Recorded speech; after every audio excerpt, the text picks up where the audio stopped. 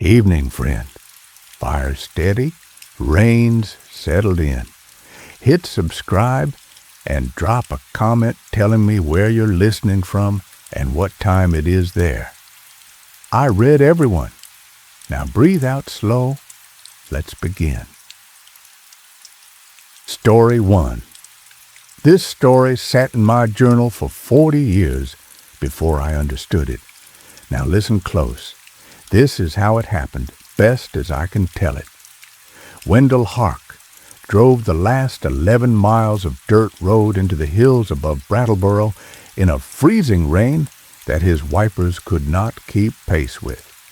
And by the time he reached the Measham Sugar Farm, it was nearly 4 in the afternoon, and the light had gone copper-colored through the bare maples. November of '93. The first thing he noticed before he even cut the engine of his Oldsmobile was that the sap lines were running. Blue plastic tubing strung between the trunks, hundreds of feet of it, and every drop was moving. Sap does not run in November. Every farmer in Windham County knew that. Sap runs in March when the days warm above freezing and the nights drop back below, and the trees wake up and push it out. November is when the taps come out and the lines go dry. But there it was, slow, steady, the blue tubes dark with liquid dripping into a collection tank that was nearly full. Wendell sat in his car with the engine ticking and the heater dying and watched the sap move for a good 30 seconds before he put it out of his mind. He was not a farmer. He was an estate lawyer, the only one in the county who handled probate work for the hill towns, and he had been doing it for 22 years. His job was simple. Aldous Meacham had died 6 weeks ago, alone, no known heirs, no will on file. The state required an inventory of the property before it could be auctioned or absorbed. Wendell had drawn up the paperwork, driven out to the farm, and planned to spend 2 hours cataloging what was there. A house, a sugar shack, some acreage, whatever equipment was left. He had a clipboard in his briefcase with a pre-printed form, boxes for description, condition, estimated value. He did this 6 or 7 times a year. Farms whose owners had outlived their children or never had any. Places that went back to the town for unpaid taxes or got sold off in pieces at auction. It was sad work, but it was routine. You cataloged, you filed, you moved on. He stepped out of the car, and the cold hit him right through his sport coat. He had not dressed for it. He had dressed for an office, for the municipal building in New Fane, where he would file the paperwork afterward. And the 11 miles of dirt road had taken him from fall to something that felt closer to winter. The yard was clean. That was the second thing he noticed. Not just maintained, but clean, the way a place looks when someone is living in it and caring for it. The grass had been cut recently enough that clippings still clung to the wheels of a push mower parked under the porch overhang. The porch itself had been swept. There were geraniums in a window box, red ones, still alive, still blooming, which made no sense for November in the hills. He told himself the cold had come late that year, and the flowers had held on. That was reasonable. A late frost. It happened. He went up the porch steps, and the third step creaked under his weight. A long, low groan that sounded more like a voice than a board settling. He knocked on the door, because that was what you did, even when you knew the place was empty, even when you had the key the county clerk had given you in a manila envelope with the deed and the tax records. He knocked, and he waited, and he knocked again, and the silence that answered him was the wrong kind of silence, not the silence of an empty house, which has a particular quality, a hollowness, a resonance where your own breath comes back to you. This was a silence with weight to it, dense, like the house was holding its breath along with him. He told himself that was ridiculous. He was a lawyer, not a poet. He unlocked the door and went in. The kitchen was warm, not lukewarm, not the residual warmth of a house that had been heated and then left. Warm the way a kitchen is warm when someone has been cooking in it recently. The wood stove in the corner had a fire in it, low but active, the kind of fire you bank for the night and come back to in the morning, coals glowing orange under a thin skin of ash. He stood in the doorway and felt the warmth on his face and told himself the stove held heat well. Airtight stove, good draft, dense wood, it could hold a fire for hours. Maybe Meacham had banked it before he died, and nobody had come to let it out, and it had just kept going. That was a stretch, but it was the kind of stretch a rational mind makes when it does not want to consider the alternative. There was a ledger on the kitchen table, a green cloth-bound accounting ledger, the old kind, with a cloth ribbon bookmark and ruled pages. It was open. Wendell set his briefcase on the counter and walked to the table and looked down at it without touching it. The page it was open to had entries: date, description, amount, running total. The handwriting was small and precise, the kind of handwriting you see in men who learned penmanship in school and never loosened up. The last entry was dated October 18th, 1993. October 18th, Aldous Meacham had died on October 3rd. Wendell knew this because he had the death certificate in his briefcase. The entry read, in that same precise hand, October 18th, tubing replaced, North Slope, 400 feet. Running total, 2,140 feet. And the ink was not old. It was not brown or faded. It was black and sharp, the way ink looks when it has been on the page for days, not weeks. He pulled out a chair and sat down. He told himself someone had been coming out here. A neighbor, maybe. Someone who knew Meacham and had been keeping an eye on the place, maybe even maintaining it. That happened in the hill towns. People looked after each other's property, especially in the off-season, especially when they thought the owner was coming back.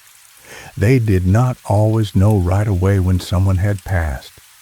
News traveled slow up here. He would ask around. He would find out who it was and talk to them about the estate. Simple. He began his inventory. The kitchen was small and tidy, the kind of kitchen that had not changed in 40 years. Enamel sink, iron hand pump next to the modern faucet, the pump kept for when the power went out. Cupboards with pressed tin doors, dishes stacked neatly, everyday ones, not fine china. A calendar on the wall from 1991, 2 years out of date. The kind they give away at the hardware store with a picture of a covered bridge for October. He noted it all on his clipboard.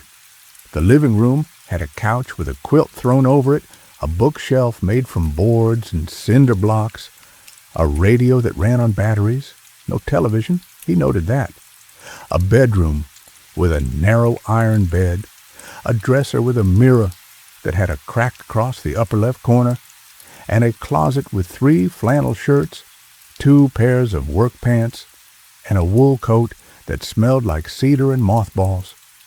He wrote it all down. The bathroom had a clawfoot tub and a toilet with a chain pull. The floor was clean. The towels were dry and folded. He kept noting things, and he kept noticing that nothing in this house was the way an abandoned house should be. There was no dust.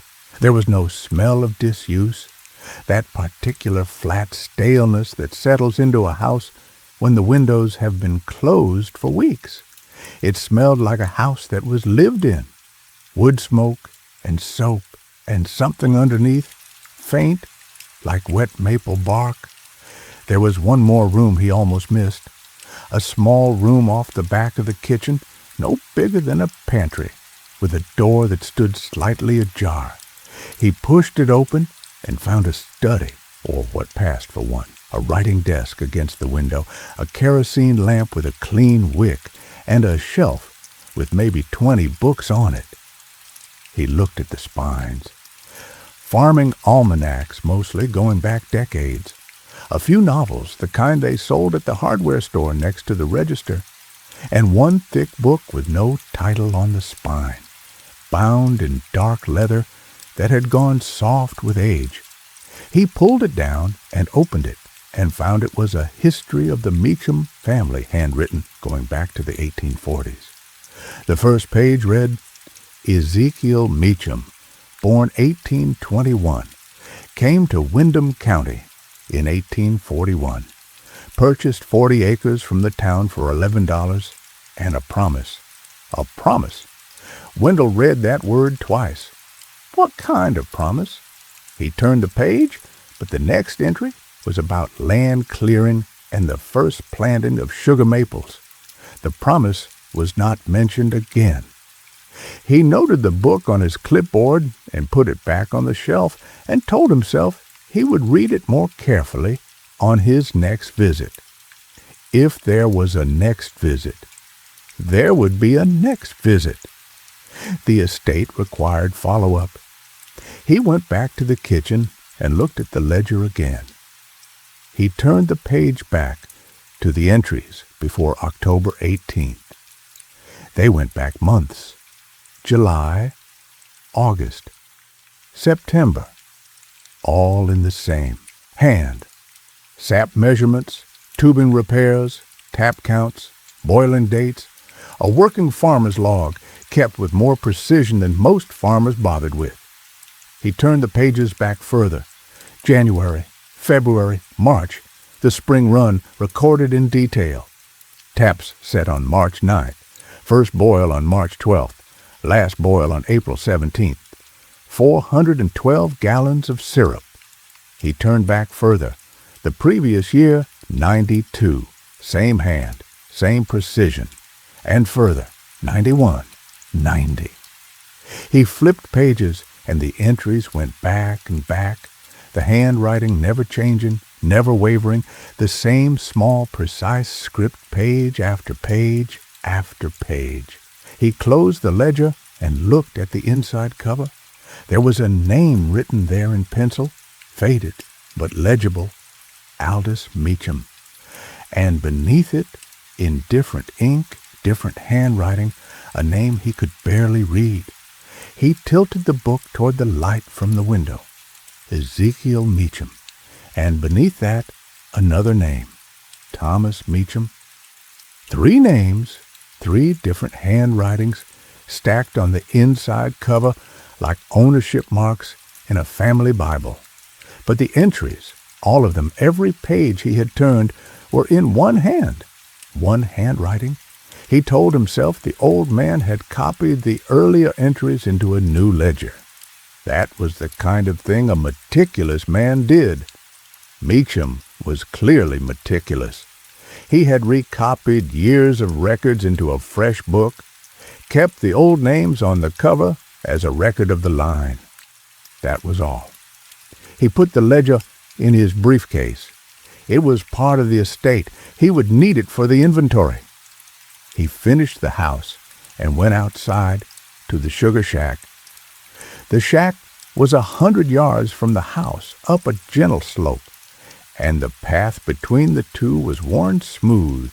No leaves on it, no mud. The way a path looks when it has been walked recently and often. The shack itself was a wooden building, maybe 20 feet by 30, with a metal roof and a chimney pipe. The door was closed but not locked. He opened it, and the smell hit him.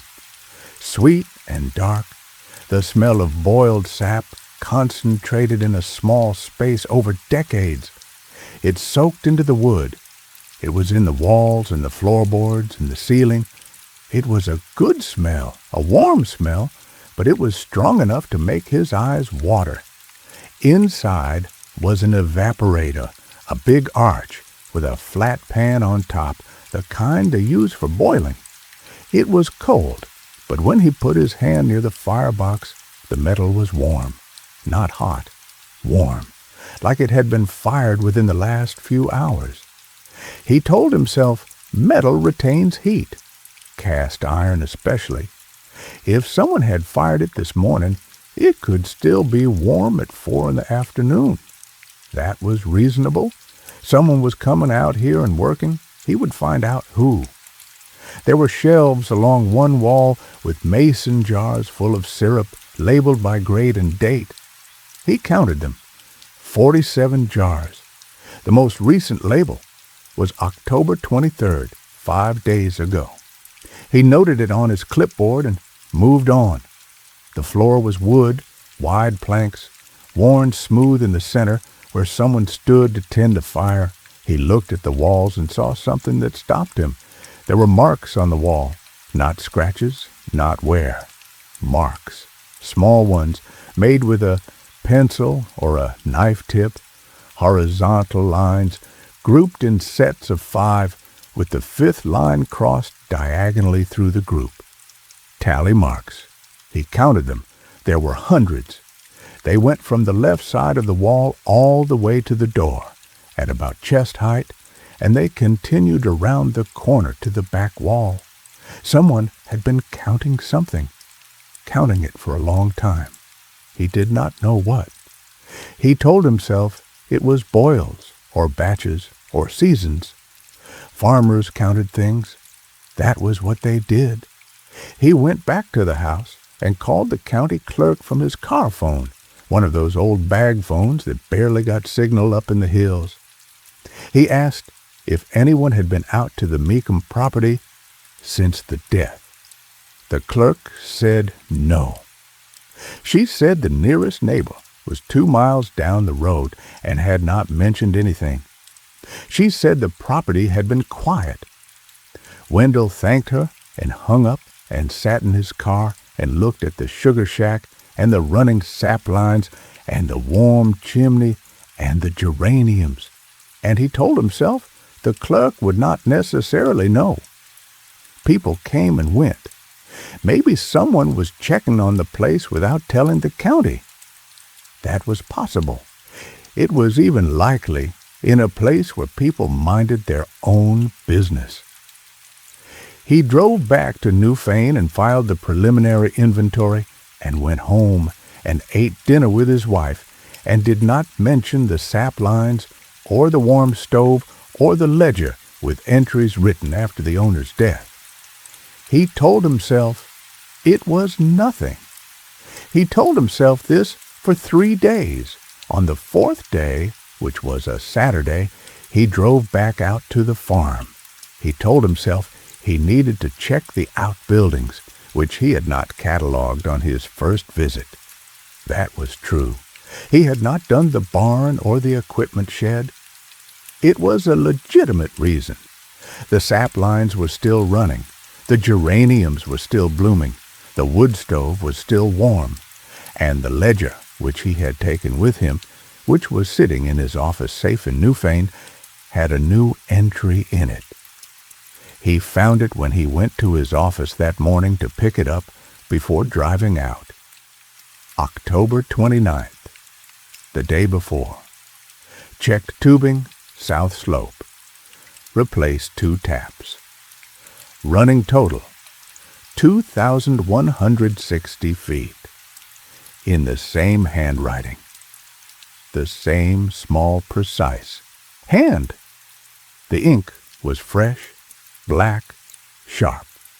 He sat at his desk and looked at the entry, and his mind did what minds do when they cannot accept what they are seeing. It offered explanations. Someone had broken into his office and written in the ledger. Someone who knew Meacham's handwriting, who had access to the building, who wanted to maintain the fiction that the old man was still alive. That was absurd, but it was more acceptable than the alternative. He checked the lock on his office door. It was fine. He checked with the building manager. No one had been in over the weekend. He checked the ledger again. The entry was still there. The ink was still fresh. He drove out to the farm with the ledger in his briefcase, and this time he went straight to the sugar shack. The door was open. Not unlocked, open, swinging slightly in a wind that was not blowing. He went inside, and the evaporator was hot. Not warm. Hot. The pan had a thin layer of sap in it, just starting to steam at the edges. He put his hand over it and felt the heat rising, and he stood there for a long time, his hand over the steam, and he did not have an explanation. There was no one here. There had been no one here. The nearest neighbor was 2 miles away. The county clerk had confirmed it, and the evaporator was hot, and the sap was running, and the ledger was writing itself. He went back to the house and sat at the kitchen table and opened the ledger and turned to the last entry. October 29th. Checked tubing, south slope. He turned back a page. October 23rd. Boiled 47 gallons, light amber. He turned back further. Page after page after page, years and years of entries, all in the same hand, and he understood now that they had all been written by the same hand, that the names on the inside cover, Ezekiel and Thomas and Aldous, did not represent 3 different men writing in 3 different hands. They represented one hand writing for all 3, one hand that had been writing for a very long time. He closed the ledger and stood up, and that was when he saw the second ledger. It was on the shelf above the wood stove, behind a tin of matches and a jar of candle stubs. Green cloth binding, same as the first, but older, much older. The cloth was faded to gray, and the spine was cracked, and the pages had the waxy yellow feel of very old paper. He took it down and opened it, and the entries were in the same handwriting, the same small, precise script, but the dates were different. The first entry was March 9th, 1887. Taps, set. 212. First boil, March 14th. The handwriting was identical, not similar, identical. The same pressure, the same spacing, the same slight leftward lean. 106 years of entries in the same hand, in the same green ledger. And this was the older one, the one that had been on the shelf, the one that predated Aldous by generations. He turned the pages, and the years passed. 1890, 1900, 1910. The entries never changed in style, only in content. Tap counts went up. Tubing replaced wooden buckets, the totals grew, and the names on the inside cover, when he checked, were the same 3 names in the same 3 handwritings, Ezekiel, Thomas, Aldous. But the entries were in one hand across 106 years. He brought the second ledger to the table and set it next to the first and opened them side by side. The first entry of the old ledger and the last entry of the new one. Same handwriting, same ink or ink that had aged to the same shade, same everything. He sat there for a long time, the 2 books open on the table, the wood stove ticking softly, the kitchen warm, and he tried to find the rational explanation, and he could not.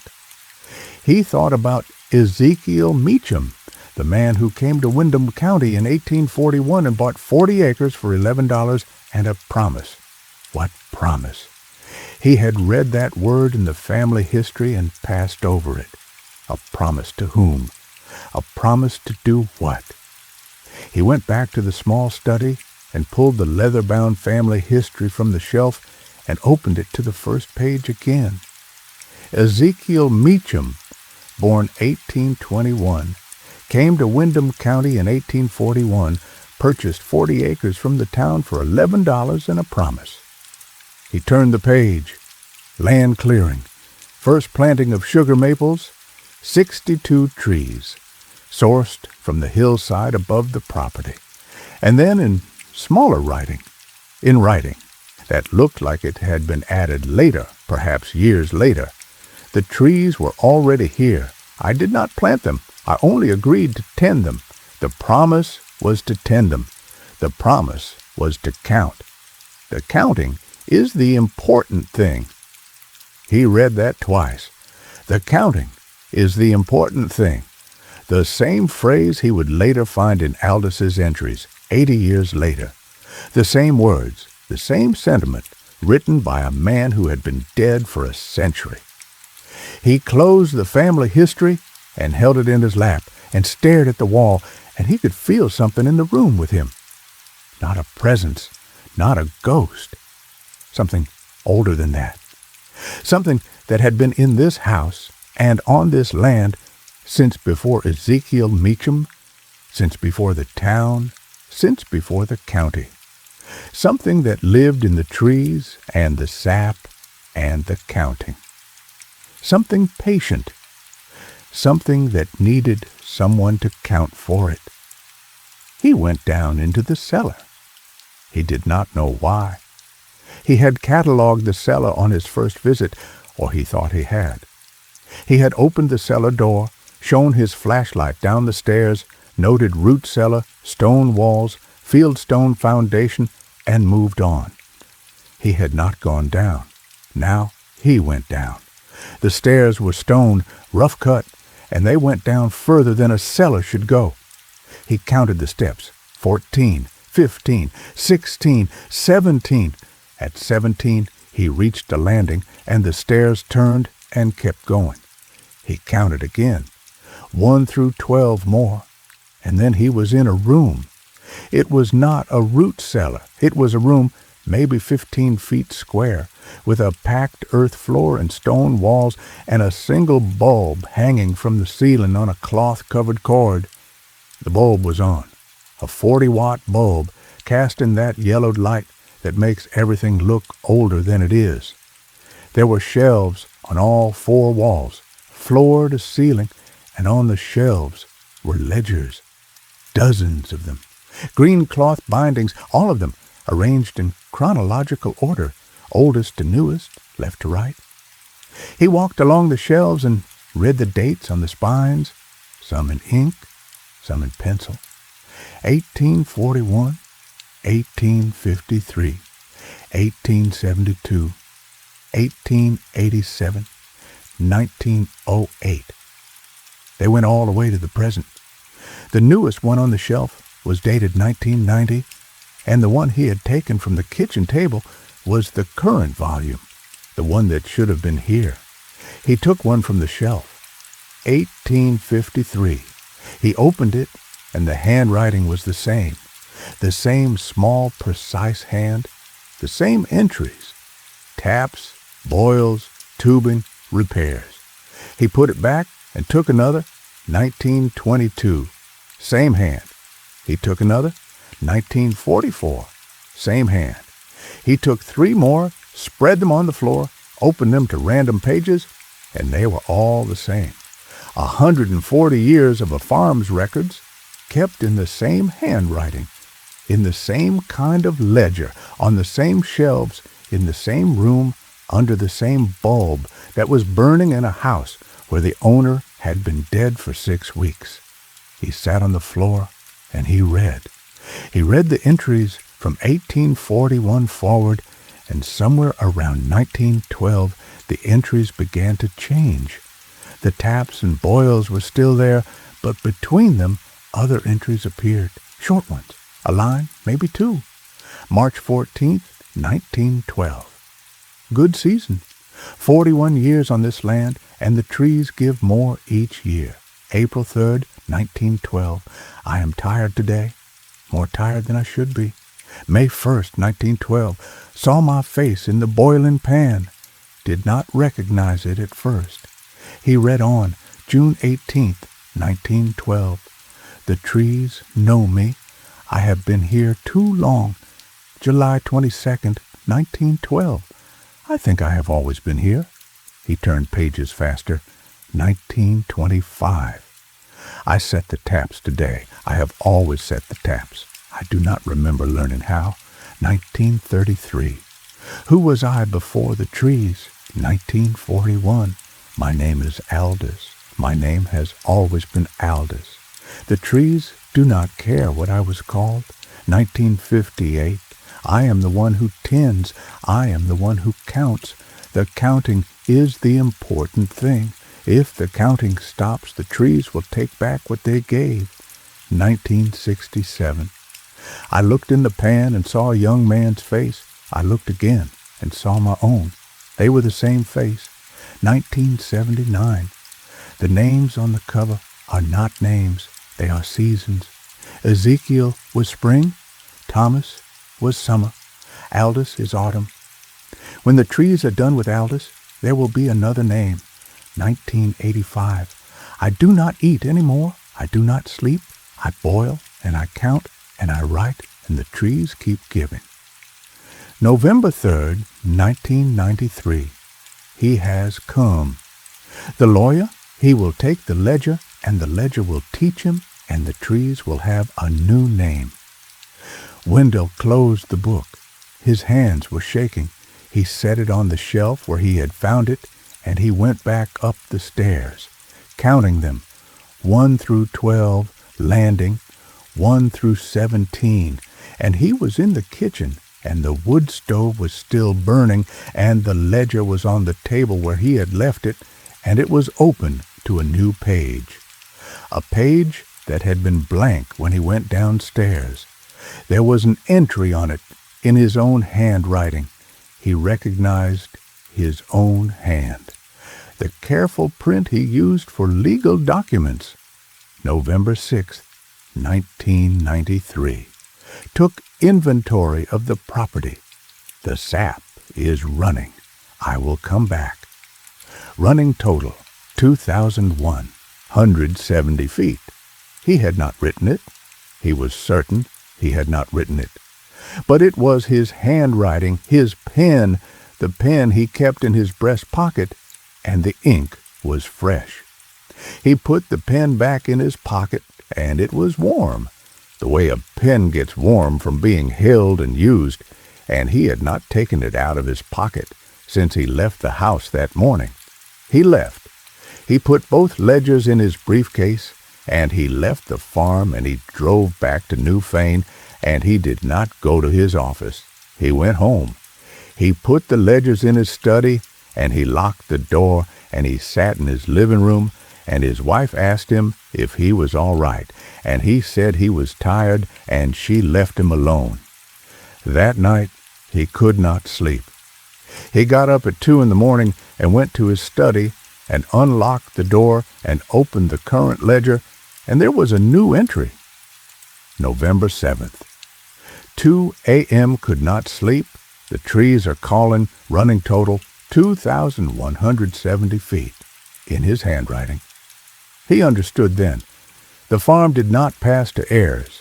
It consumed them. Whoever came to inventory it, whoever handled the estate, whoever took the ledger and read it and understood what it was, that person became the next name on the cover, not by choice, not by ritual, by proximity, by attention, by the act of reading and understanding. The ledger wrote itself through whoever held it, and once it started writing through you, it did not stop. The trees needed someone to count. The counting was the important thing, and the counting never stopped. He drove out to the farm the next morning, a Sunday, and the sap was running, and the wood stove was warm, and the sugar shack door was open, and the evaporator was hot. He sat at the kitchen table and opened the ledger and wrote in his own hand, because he could not stop himself. November 7th. Return to the farm. The trees need tending. I understand now.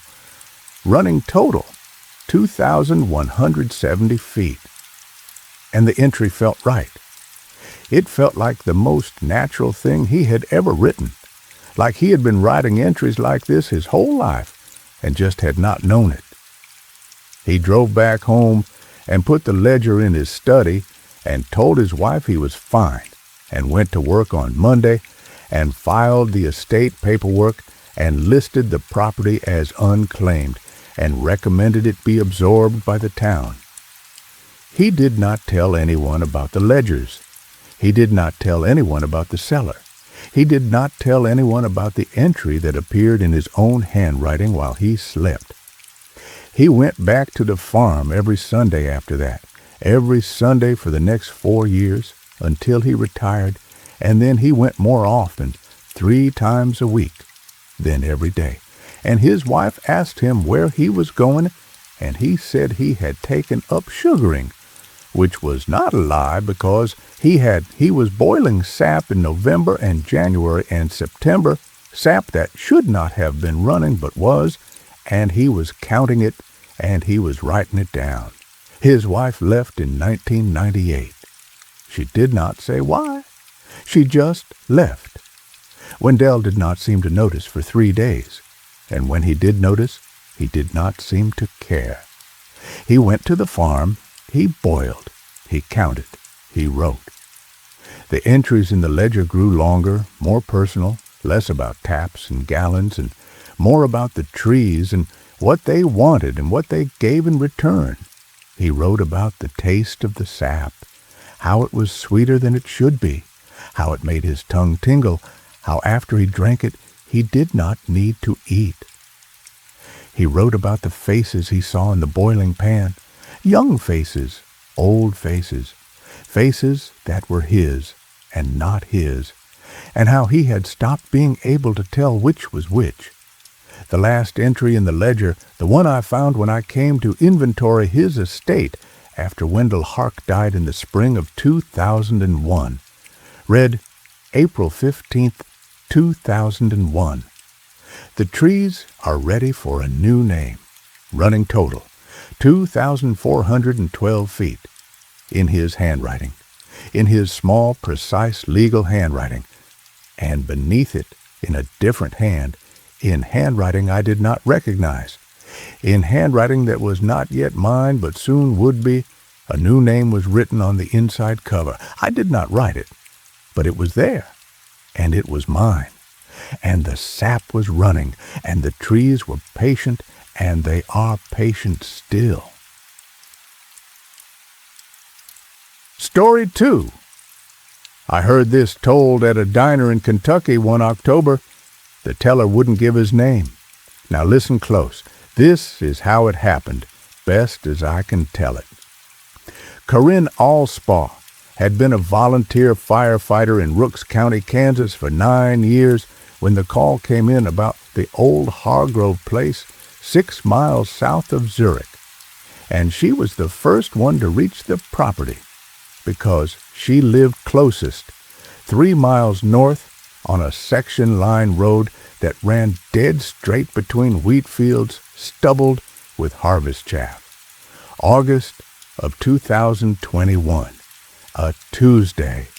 The sun had been down for maybe 40 minutes, and the sky was that deep purple you only get on the high plains where there is nothing between you and the horizon in any direction, no hills, no trees, just flat land and flat sky, meeting at a seam so clean it looks like the world was cut in half and the two halves pulled slightly apart. She could see the Hargrove place from 2 miles out. The lights were on in the house, which was wrong, because nobody had lived in the house since Dale Hargrove died in 2017, 4 years ago. She pulled her truck onto the gravel approach and killed the engine and sat there for a moment. The house was a 2-story homestead, the kind built in the 1880s when they were still running cattle on the open range before the wheat came. Limestone walls 2 feet thick, a porch that wrapped around 3 sides, a barn out back that had lost its roof to a windstorm in '09 and never got fixed. She had been inside the house once 3 years ago when they did a welfare check on Dale before they found him at the hospital in Hayes. She remembered it as a place that felt smaller inside than it looked outside, which she had thought was odd at the time but had not thought about since. She keyed her radio and told dispatch she was on scene. Lights visible in the structure, no visible smoke or flame. Request backup, non-emergency. Dispatch acknowledged. She got out and walked toward the house. The light in the windows was warm and yellow, the color of incandescent bulbs, not the blue-white of modern LEDs or the flicker of a generator. It was steady. It was the kind of light a house gives off when someone is home and sitting in the living room and all the lamps are on. She went up the porch steps, and they did not creak. She remembered they had creaked last time. 3 years of weather, and they should have creaked worse, not better. She tested the second step with her boot, and it was solid, firm, like someone had been walking on it regularly. The front door was closed but not latched. She pushed it open with 2 fingers, and the hallway beyond was clean. Not just clean the way a house gets when someone tidies up. Clean the way a house looks in a photograph, staged, every surface clear, every object placed. The floor was wood, wide planks, and they had been swept. There was no dust on the baseboards. There was no smell of disuse, that particular flat stillness that gets into the walls of an empty house on the plains where the wind pushes dust through every crack and seam. It smelled like lemon soap and something else, something she could not place, something that reminded her of her grandmother's house in Quinter, a smell she had not encountered since she was a child. She told herself someone had been squatting. People did that out here, broke into abandoned farmhouses and lived in them for a few weeks before moving on. It happened more than folks like to admit. She walked through the hallway to the kitchen, and the kitchen was lit by a single bulb over the sink, a bare bulb with a pull chain, the kind that should have been replaced decades ago. The sink was clean, the counters were clean. There was a plate on the table with a napkin folded beside it, and the plate had been washed. It was dry, but it was sitting there like someone had just finished eating and cleared their plate but left it on the table to dry. She opened the refrigerator, and it was running. It was cold inside. There was milk in it, a half-gallon, and the expiration date was 3 days from now. She stared at the date for a long time. Milk in a refrigerator in a house where no one had lived for 4 years. She told herself the squatter had bought groceries. Of course they had. People who squat buy groceries. They live normal lives inside someone else's house until they get caught or move on. That was all this was. She went through the rest of the first floor. Living room with a couch and a quilt and a bookshelf. A bathroom with a clawfoot tub and clean towels. A bedroom that had been converted to a study with a desk and a lamp and a stack of county plat maps. She looked at the maps. They were old, printed in the 1970s, but someone had been annotating them. There were pencil marks on the margins, measurements, distances, little notes in a handwriting she did not recognize. She leaned closer. The notes said things like 41 paces south from well and no door on north wall. Should there be, and counted 14 steps, landing, 14 more, same as cellar. She read the notes twice and told herself someone was doing some kind of survey work. Maybe a property dispute. Maybe someone from the county. Maybe a relative checking on the estate. She would find out. She went upstairs. The staircase was narrow, the kind built for people who were shorter than people are now, and the treads were worn smooth in the center, but not creaky. She counted the steps as she went up, a habit from her training, counting steps for rescue purposes so you know how many you have to come back down in the dark. 14 steps. At the top was a landing and 2 doors, one to the left and one to the right. The left door was closed. The right door was open, and light was coming from behind it, warm yellow light. She went right. The room was a bedroom. Iron bed, quilt, dresser, window facing south over the wheat fields. The bed was made. The quilt was old, the kind with the fan pattern that her own grandmother had made, and it was smooth and tight across the mattress, hospital corner tight, the way you make a bed when you have been taught to make it properly, and you do it without thinking. She stood in the doorway and looked at the bed, and something about it bothered her.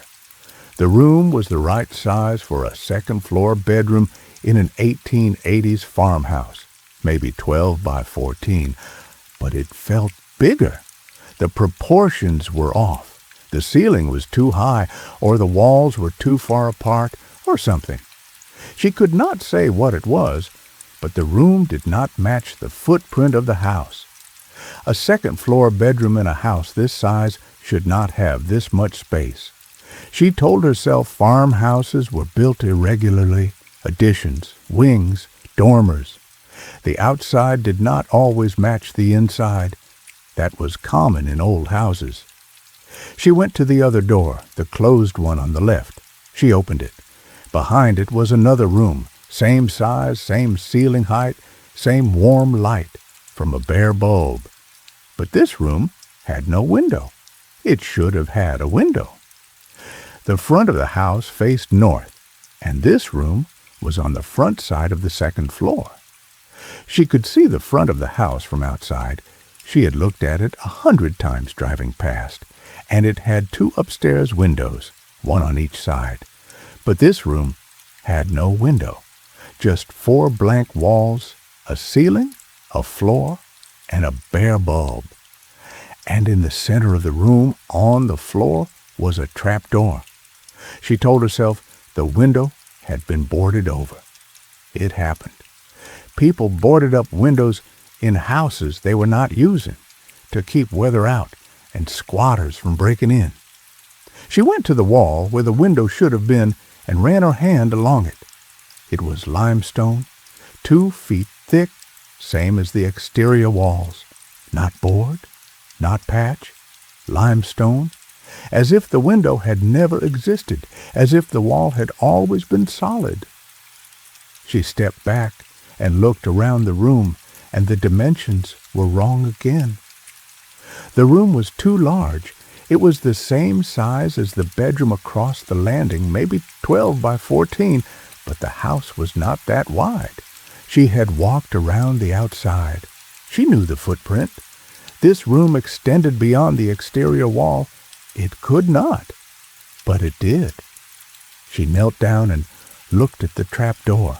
It was wood, maybe 3 feet by 3, with an iron ring handle set into it. She pulled the ring, and the door came up easily, too easily for something that should have been sealed in an abandoned house for 4 years, and below it was a staircase going down. She shone her flashlight down, and the stairs were wood, narrow, turning once to the left before disappearing into darkness. She counted the visible steps. 14. She thought about the note on the plat map downstairs, counted 14 steps, landing, 14 more, same as cellar. She called dispatch on her radio and said she had found an unsecured interior stairway, possibly a root cellar or cistern access, and she was going to wait for backup before proceeding. Dispatch said the next truck was 8 minutes out. She said copy and sat on the edge of the trapdoor and swung her legs over, and her boots found the first step, and she went down. She told herself she was just going to look, just far enough to see what was down there. She would not go all the way. She was a firefighter, not a fool, and she knew better than to go into an unknown space alone. But she went down. 14 steps. A landing, maybe 3 feet square, wood floor, wood walls. The stairs turned left and continued down. 14 more steps, and she was in a room. The room was large, larger than the house above her, much larger. The flashlight beam did not reach the far wall. She swept it left and right, and the walls were limestone, the same 2-foot thick limestone as the exterior, and they were maybe 20 feet apart in each direction. The ceiling was low, maybe 7 feet, and the floor was packed earth, dry, smooth, the kind of earth that has been walked on for a very long time. There were no shelves, no furniture, no stored goods. The room was empty, completely empty, and it was the wrong size. A root cellar under a farmhouse should be maybe 8 by 10. This was 20 by 20 at least, and her flashlight could not find the far corner. She stood there, and she counted her heartbeats, which was a thing she did when she needed to stay calm, and she got to 12 before she noticed something. The air was still. Not still the way air is still in a closed room. Still the way air is still when there is no movement anywhere, not even the slow convection of warmth from a body to the cold earth around it. There was no draft. There was no air movement at all, and the temperature was neutral, not warm, not cold, exactly skin temperature. She could not feel the air on her face. She could not tell where her skin ended and the air began. She walked forward, sweeping the flashlight, and after 10 paces, she reached the far wall. She put her hand on it. Limestone, cool, dry, smooth. She turned right and followed the wall, counting her steps. 1, 2, 3. She got to 20, and she was back where she started. 20 paces by 20 paces. 400 square feet under a house whose entire footprint was maybe 900 square feet on the first floor and smaller on the second. The cellar alone was nearly half the area of the ground floor. That was not possible. The geometry did not work. She had walked the perimeter outside. She knew the dimensions. The cellar extended beyond the foundation walls. It went under the yard. It went under the fields. It went somewhere it should not have been able to go. She followed the wall back to the staircase and went up. 14 steps. Landing. 14 steps. She came out through the trapdoor, and she was in the windowless room, and she crossed the landing to the bedroom with the window, and she looked out the window, and the truck was there, and the barn was there, and the wheat fields were there, and everything was exactly as it should be. She went downstairs and out the front door and walked around the house and counted her paces. 32 on the north side, 28 on the east side, 32 on the south side, 28 on the west side. A rectangle roughly 900 square feet, give or take. She went back inside and up the stairs and measured the windowless room by pacing it. 12 by 14. 168 square feet. But the room next to it was also 12 by 14, and they shared a wall, and the landing between them was 6 feet wide, and that added up to 30 feet across the front of the second floor, and the house was only 32 feet wide on the outside, which left 2 feet for the exterior walls, 1 foot each side, and that was not enough for 2-foot limestone walls. The numbers did not work. The inside was bigger than the outside. She checked it 3 times. The numbers did not work. She walked the perimeter of the second floor again, pacing it carefully, heel to toe, the way you measure a room when you do not have a tape. The bedroom with the window was 12 paces by 14. The landing was 6 paces wide and 3 paces deep. The windowless room was 12 by 14. That was 30 paces across the front of the second floor, and the house was 32 feet wide on the outside, and the limestone walls were 2 feet thick on each side, which left 28 feet of interior width, which was 28 paces, give or take, and she had measured 30. 2 paces too many, 2 paces that did not exist. She stood on the landing and she counted again, slower this time, pressing each step, and she got 30 again. 30 paces inside a 28-pace space. She went downstairs and paced the first floor. The kitchen was 10 by 12. The living room was 12 by 14. The hallway was 4 by 8. The bathroom was 5 by 7. The study was 8 by 6. She added them up. She paced the exterior again. The numbers did not match. The interior exceeded the exterior by 6 square feet on the first floor and by 2 paces on the second. She told herself she was pacing wrong. Heel to toe was not precise. People took different length steps. She was tired. It was dark. She was measuring a house in the dark with her boots, and her boots were not a surveyor's tool. She would come back with a tape measure and do it properly. That was the rational response. That was what a reasonable person did. But she did not have a tape measure, and she was here now, and the room without a window was here now, and the trap door was here now, and the stairs going down were here now, and she could not leave it alone. She went back to the windowless room, and she knelt beside the trap door again, and she looked down the stairs, and the darkness below was absolute, the kind of darkness that does not just absorb light, but seems to generate absence, as if darkness were not the absence of something but the presence of nothing, a substance, a thing that occupied space the way water occupies space, and the stairs went down into it, and the darkness went down further, and she could not see the bottom. She dropped a loose bit of mortar from the windowsill into the stairwell, and she counted. 1, 2, 3. She did not hear it land. She waited. She dropped another piece.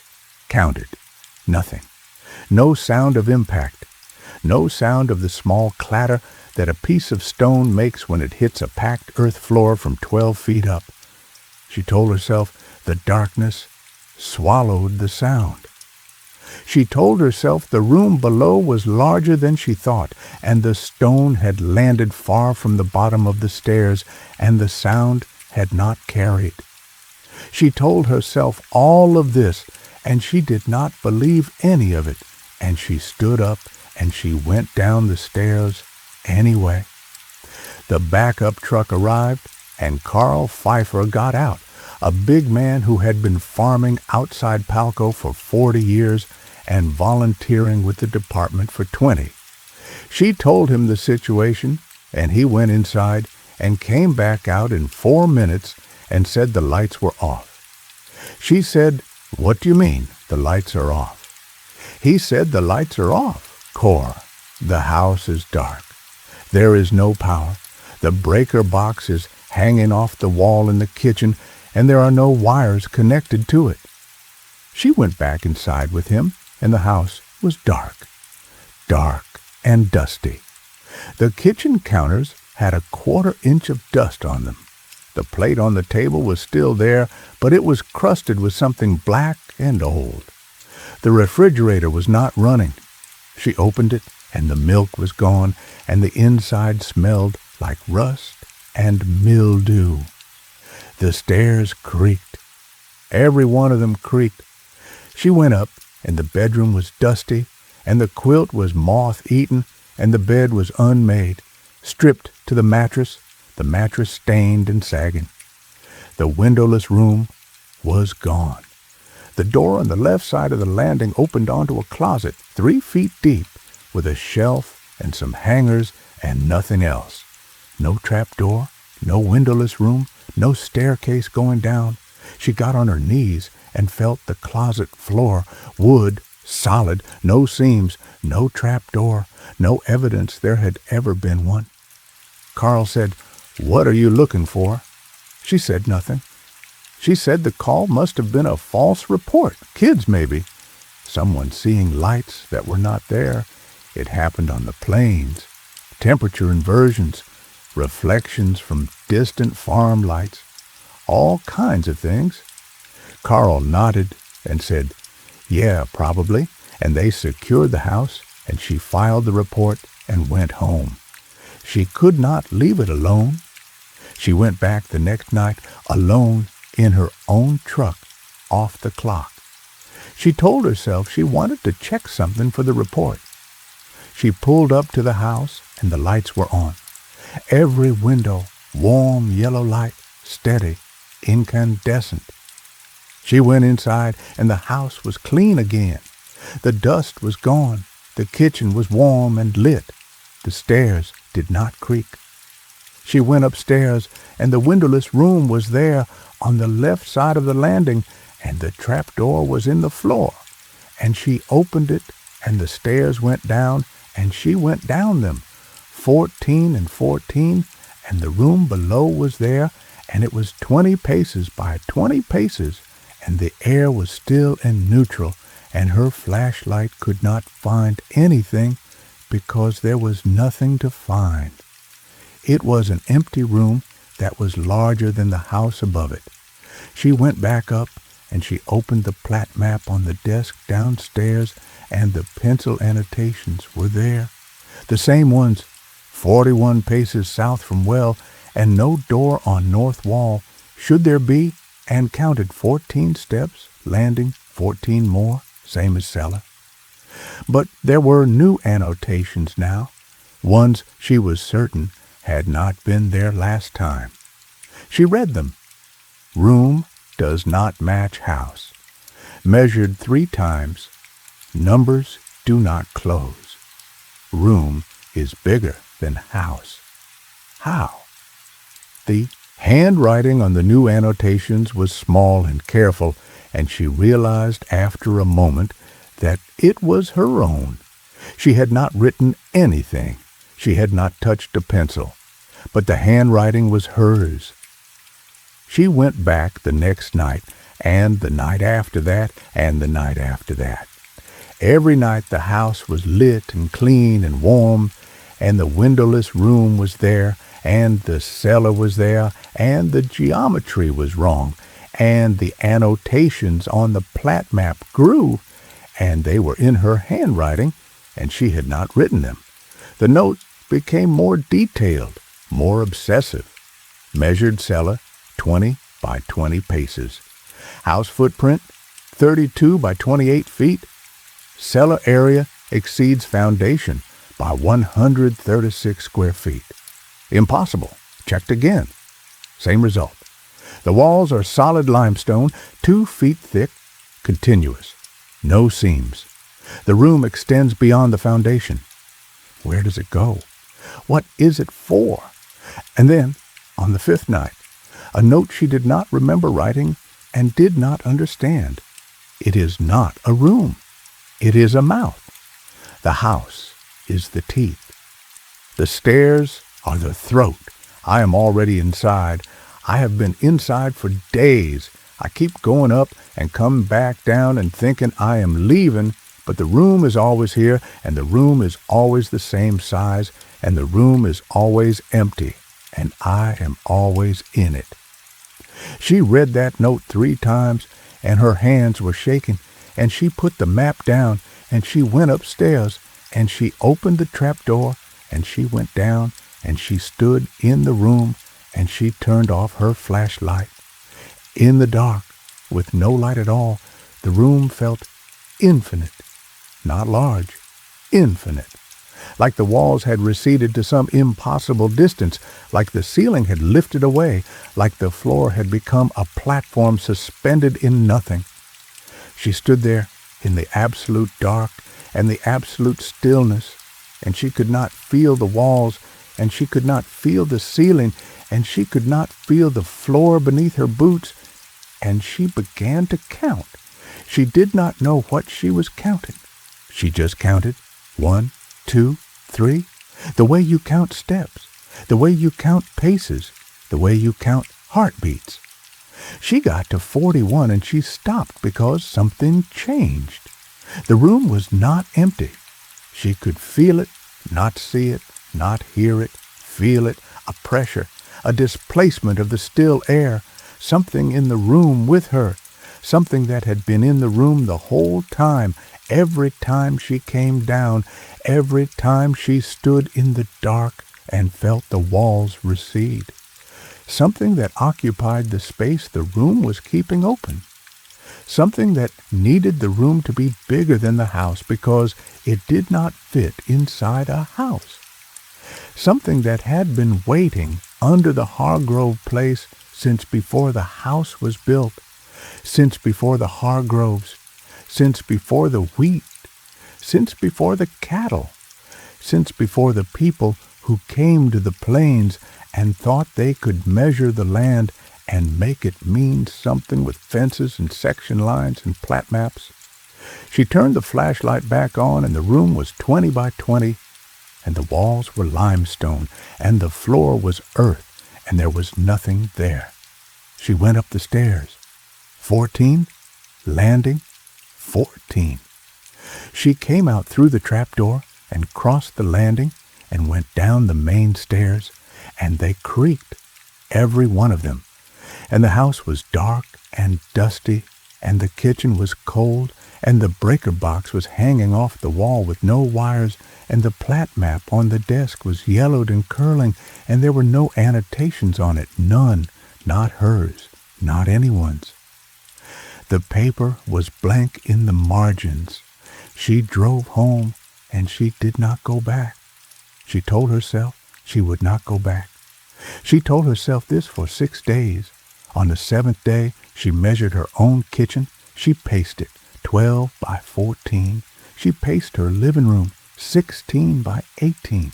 She paced her bedroom, 12 by 12. She wrote the numbers down, and she checked them against the outside of her house, and the numbers did not work. The inside was bigger than the outside, not by much, by a foot, maybe 2. But the numbers did not close. She measured again. Same result.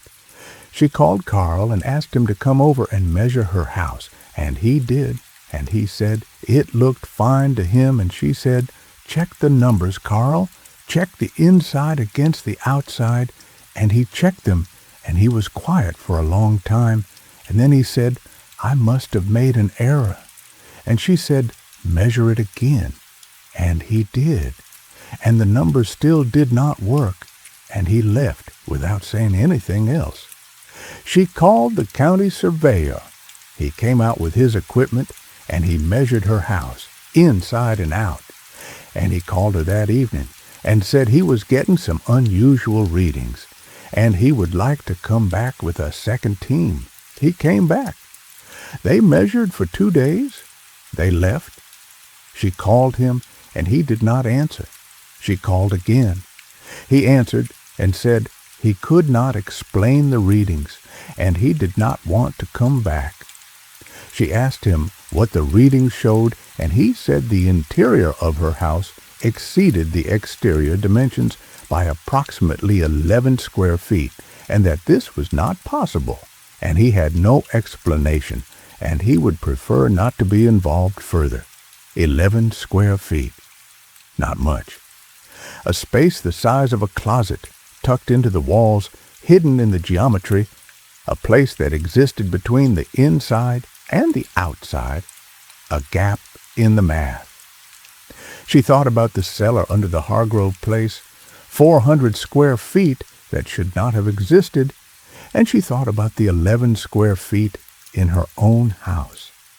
And she thought about the note on the plat map that she had not written, the one in her handwriting that said, "It is not a room, it is a mouth," and she wondered how long it took, how long between the first wrong measurement and the room, how long between the room and the stairs, how long between the stairs and the place below, that had no walls and no ceiling and no floor and something in it that had been waiting.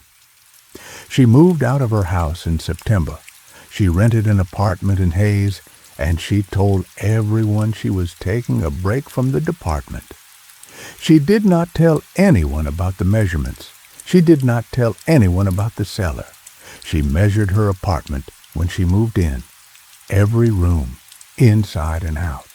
The numbers worked. She measured again a week later. The numbers worked. She measured again a month later. The numbers worked. She stopped measuring. She told herself it was over. She had left the house, and the house was behind her, and whatever had started in the Hargrove place had stayed in the Hargrove place. In December, she got a Christmas card from Carl Pfeiffer. Inside the card, on a piece of lined paper folded in half, was a note in Carl's slow, careful handwriting. It said, "I measured my house last week. The inside is bigger than the outside. I measured 3 times. I did not tell my wife. I have not been to the Hargrove place. I have not been inside. But the numbers do not work, Cora. The numbers do not work." She did not write back. She sat in her apartment in Hayes, and she looked at the walls, and they were white and flat and plain and the right distance apart. She got up and she paced the living room, 8 by 10. She paced the kitchen, 6 by 8. She paced the bedroom, 10 by 12. She wrote the numbers down and she checked them against the lease, which listed the square footage of the apartment at 740 square feet. And her numbers added up to 740. And the numbers worked. And she told herself everything was fine. And she put the paper away. And she did not measure again. The next morning she woke up and the apartment was cold. Not winter cold. Not the cold of a furnace failing or a window left open. Cold the way the cellar had been cold, that neutral still skin temperature cold that you could not quite feel because it matched your own warmth so perfectly that the boundary between you and the air disappeared. She lay in bed, and she did not move, and she listened, and the apartment was silent. Not quiet. Silent. The silence of a space that has no walls to echo off of. The silence of a room that is larger than the building it is inside of. She got up, and she paced the living room. She counted her steps. She got to 12 on the long wall before she reached the corner. The long wall should have been 8 paces. She paced it again. 12. She paced the short wall. 10. It should have been 6. She stood in the middle of her living room in her apartment in Hayes, 50 miles from the Hargrove place, and the room was too large. The inside was bigger than the outside, and in the far corner, where the wall met the floor in a spot she had never noticed before, there was a seam in the baseboard, a thin dark line, an outline, the shape of a trap door. She did not open it.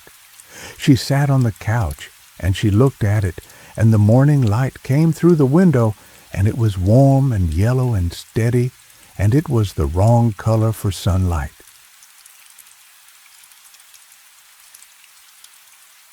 Story 3. I lived this one myself, or I think I did. My memory isn't what it was. Now listen close. This is how it happened, best as I can tell it. Elias Doney took the night shift at the Guidry House on Bayou Lures because it paid double what the hospital in Morgan City paid, and because his truck needed a new transmission, and because the woman on the phone, whose name was Celestine Guidry, said it would be easy work, just sitting with her mother through the night, making sure she did not get up and wander into the water. September of '74. The bayou was high from a late storm that had come through the week before, pushing salt water up into the freshwater channels, and the house stood on stilts 12 feet above the waterline, a raised Acadian cottage with a tin roof and a gallery that wrapped around all four sides, accessible by a wooden stair that went straight down to a dock where a pirogue was tied to a post. The only way in or out was by boat. Elias drove his truck to the landing at Morgan City, took the pirogue that Celestine had left for him, and paddled 4 miles down the bayou to the house, arriving just after dark. Celestine met him on the gallery. She was a small woman, maybe 50, with gray-streaked hair pulled back tight and hands that smelled like camphor and coffee. She walked him through the house. It was larger inside than it looked from the water, 4 rooms downstairs and a half-loft above. The walls made of cypress boards that had gone dark with age, the floors warped and springy underfoot. The kitchen had a propane stove and a sink that drained into a pipe that went straight down through the floor and into the bayou. The bedroom where the mother stayed was at the back of the house, overlooking the water, and the bed was an old 4-poster with a mosquito net draped over it. In the bed was a woman who looked to be 80 or 90, thin, still, her hair loose on the pillow, her eyes closed, her breathing so shallow that Elias had to watch for a full 10 seconds before he was sure she was alive. Celestine said her name was Madeleine. She said Madeleine had been like this for 3 weeks, since the storm, since the water came up, and they had to evacuate to the 2nd floor and wait for it to recede. She said Madeleine had been fine before the storm, walking around, talking, cooking, tending her garden of herbs and vegetables in the raised beds on the gallery. After the storm, she had gone quiet. She stopped eating. She stopped talking. She just lay in the bed and breathed, barely, and Celestine could not get her to respond to anything, not her name, not touch, not the sound of her grandchildren's voices on the telephone. The doctor in Morgan City said it was catatonia, possibly stroke-related, and there was nothing to do but wait and keep her comfortable. Celestine said she could not afford the hospital and she could not leave the house because the bayou was her life and her mother's life, and she needed someone to sit with Madeleine at night while she slept. Because Madeleine sometimes got up in the dark and walked, and the gallery had gaps in the railing, and the bayou was right there, 12 feet below, and the water was high and the current was strong. Elias said he understood. He was a night nurse at the hospital in Morgan City, had been for 6 years, and he had sat with plenty of patients who wandered. He knew the routine. He would sit in the chair beside the bed, and he would watch, and if she got up, he would guide her back. Celestine showed him where the food was, where the lanterns were, where the radio was if he needed to call for help, though the radio barely worked and the nearest house was 2 miles down the bayou and there was no phone. She said she would be in the loft upstairs if he needed her. She said Madeleine had not spoken a word in 3 weeks, but sometimes at night she made a sound, a low hum, almost like singing, and he should not be alarmed by it. It was just something she did. Elias said, "Okay." Celestine went upstairs, and Elias sat down in the chair beside the bed, and the night began. The first hour was quiet. Madeleine did not move. Her breathing was steady and shallow, and her face was calm and still, and the mosquito net softened everything, gave the bed a soft white halo in the lamplight. Elias read a magazine he had brought with him, a hunting and fishing quarterly, and he listened to the bayou. The bayou at night is not quiet. There are frogs and crickets and the splash of fish and the distant hum of insects, and the occasional deep grunt of an alligator somewhere in the dark water. It is a layered sound, textured, and after a while it becomes a kind of white noise, a wash of sound that you stop hearing consciously. That becomes the background against which everything else is measured. Elias was used to it. He had grown up on the bayou. The sound was home. At 11 o'clock, he noticed the humming. Celestine had mentioned it. A low hum, almost below the threshold of hearing, a vibration more than a sound coming from the bed. Madalena's lips were not moving. Her chest was barely rising, but the hum was there, steady, low, and Elias could feel it in the chair, a faint resonance in the wood, as if the sound was traveling through the bed frame and into the floor and into the chair and into him. He stood up and leaned over the net and listened, and the hum was definitely coming from Madeleine, from her chest or her throat, a sound that was not quite human, not quite mechanical, something between a purr and a drone. He told himself it was a respiratory thing. Old people made sounds. Breathing changed. The vocal cords could vibrate without intention. It was medical. It was explainable. At midnight, the humming stopped. The silence that followed was wrong. Not the natural silence of a sleeping person, but a silence that pressed in, that filled the room like water filling a glass, that had substance and weight. Elias looked at Madeleine, and her eyes were open. She was looking at him. Her eyes were dark and clear and focused, not the eyes of a catatonic woman, but the eyes of someone who is awake and aware and has been awake and aware the whole time. He said, "Miss Guidry, can you hear me?" She did not answer. She did not blink. She just looked at him with those clear dark eyes, and after maybe 10 seconds, she closed them, slowly, deliberately, and the silence passed, and the bayou sounds came back, and the humming did not return, and her breathing was the same as before, shallow, steady, barely there. Elias sat back down. His heart was beating fast, and he told himself it was nothing. Patients opened their eyes. It happened with catatonic patients, with stroke patients, with patients on heavy medication. The eyes opened without consciousness behind them. It was a reflex. It was neurological. He had seen it 100 times. He was not alarmed. He was a professional. He went back to his magazine, and he did not look at the bed for 20 minutes. And when he did look, Madeleine's eyes were closed, and her breathing was shallow, and everything was as it should be. At 2 in the morning, he got up to use the bathroom.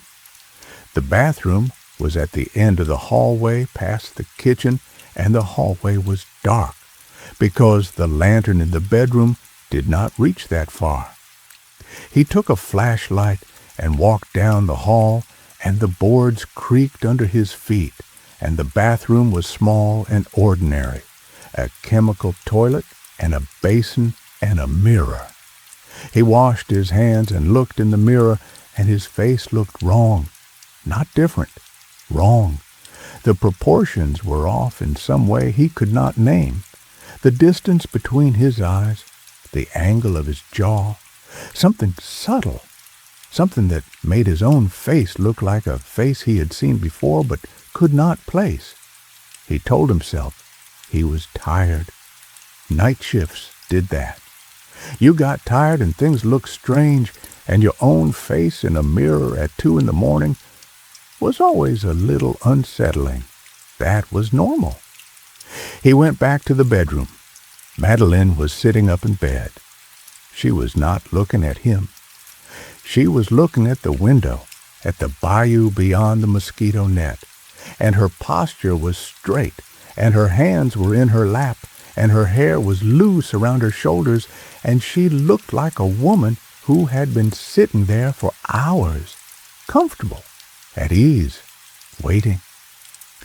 Elias stopped in the doorway. He said, "Mrs. Guidry." She did not turn. He said, "Madeline." She did not turn. He crossed the room and stood beside the bed, and she was breathing normally, evenly. The breathing of a person who is awake and calm, not the shallow, barely there breathing he had been watching all night. He said, "You should lie down now. It's the middle of the night. You need your rest." She turned her head and looked at him, and she smiled. It was a small smile, gentle, and her eyes were clear and dark and aware. And she said, in a voice that was dry and soft from 3 weeks of silence, "I know you." Elias said, "You do?" She said, "Yes. You were here yesterday, and the day before, and the day before that."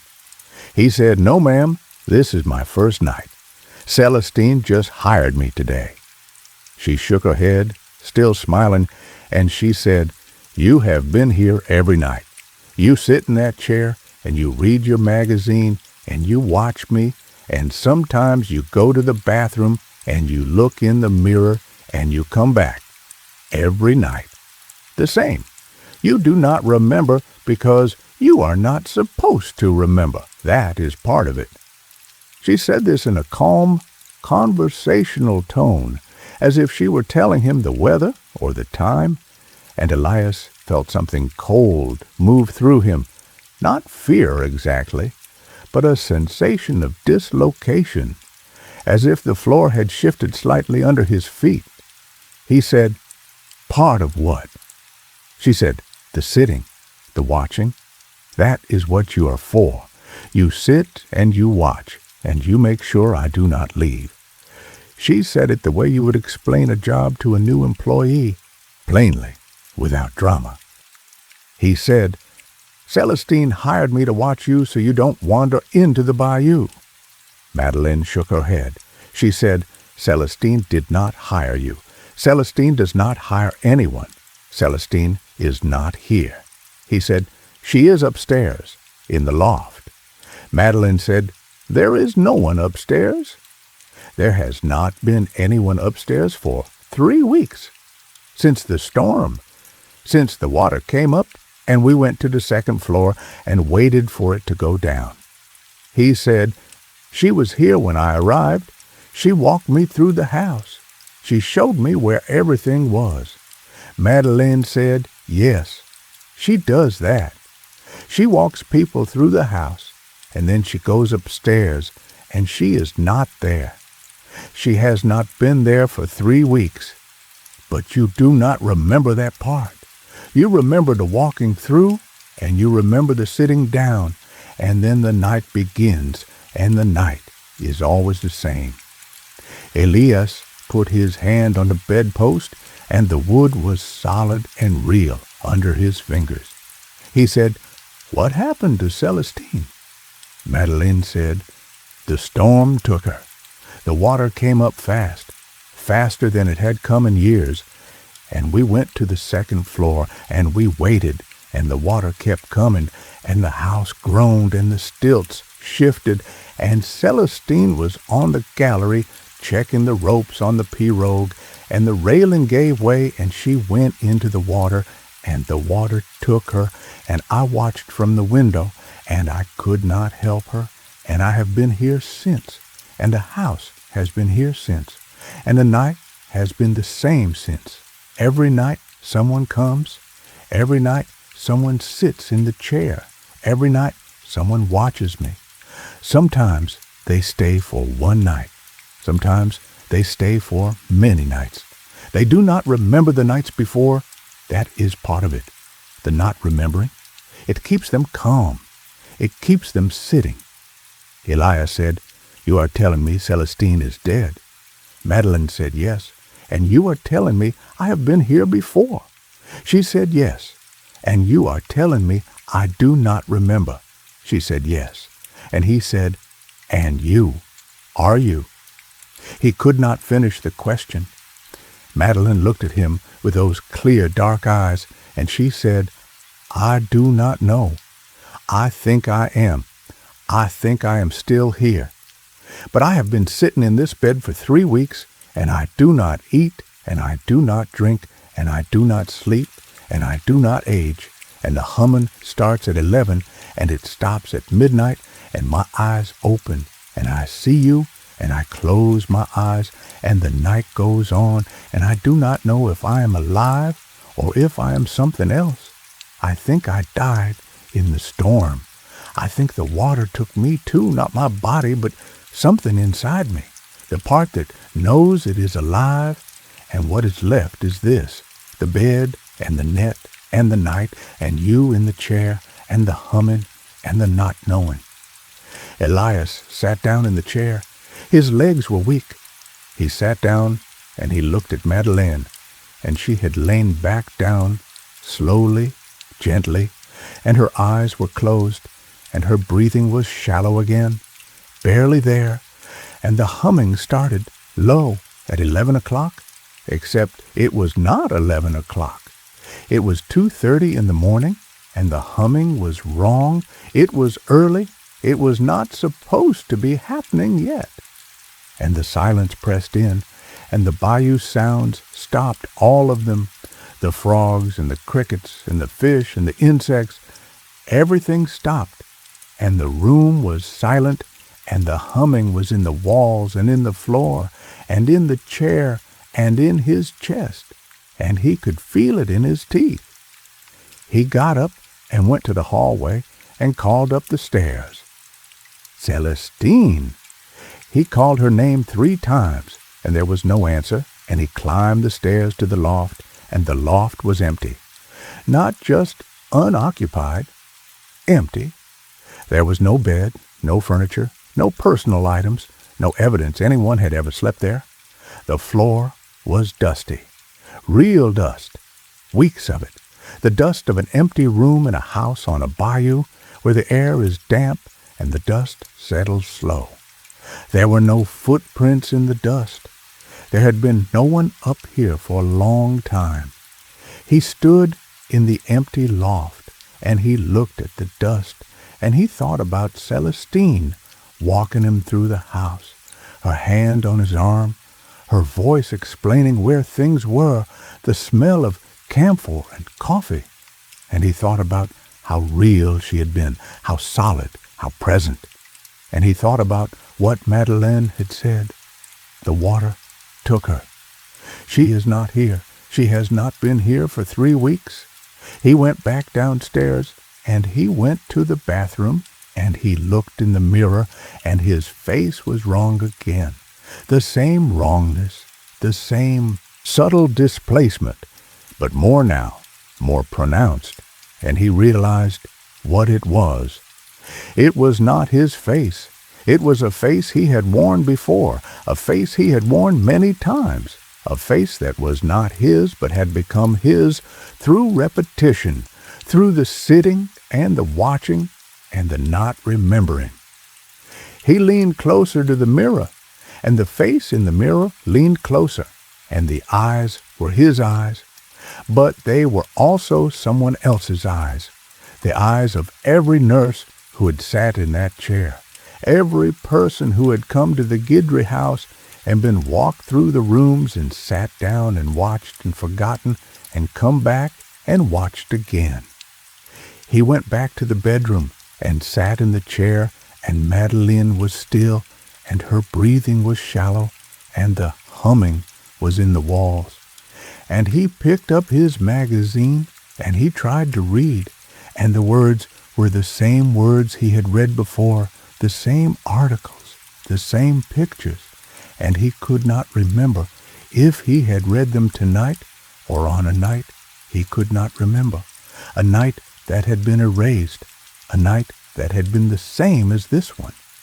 He put the magazine down, and he watched Madeleine, and he watched the window and the bayou beyond it, and the sky was starting to lighten, not with dawn, but with something else, a grayness that was not light and not dark, a color that existed between night and morning in a place where time had stopped working properly.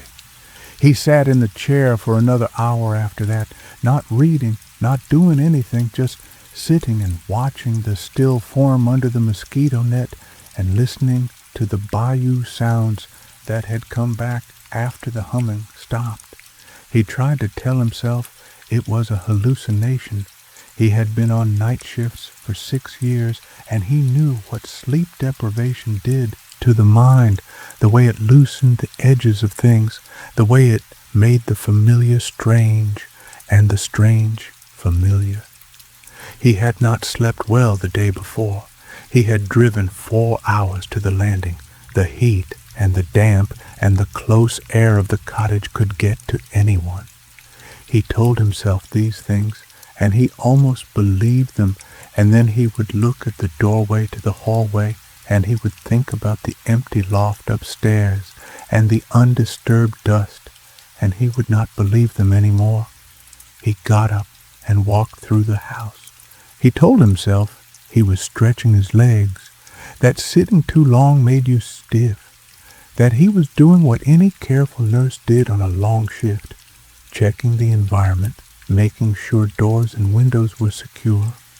He went through the kitchen and noted that the propane stove had been cleaned recently, the grates wiped, the burner caps aligned.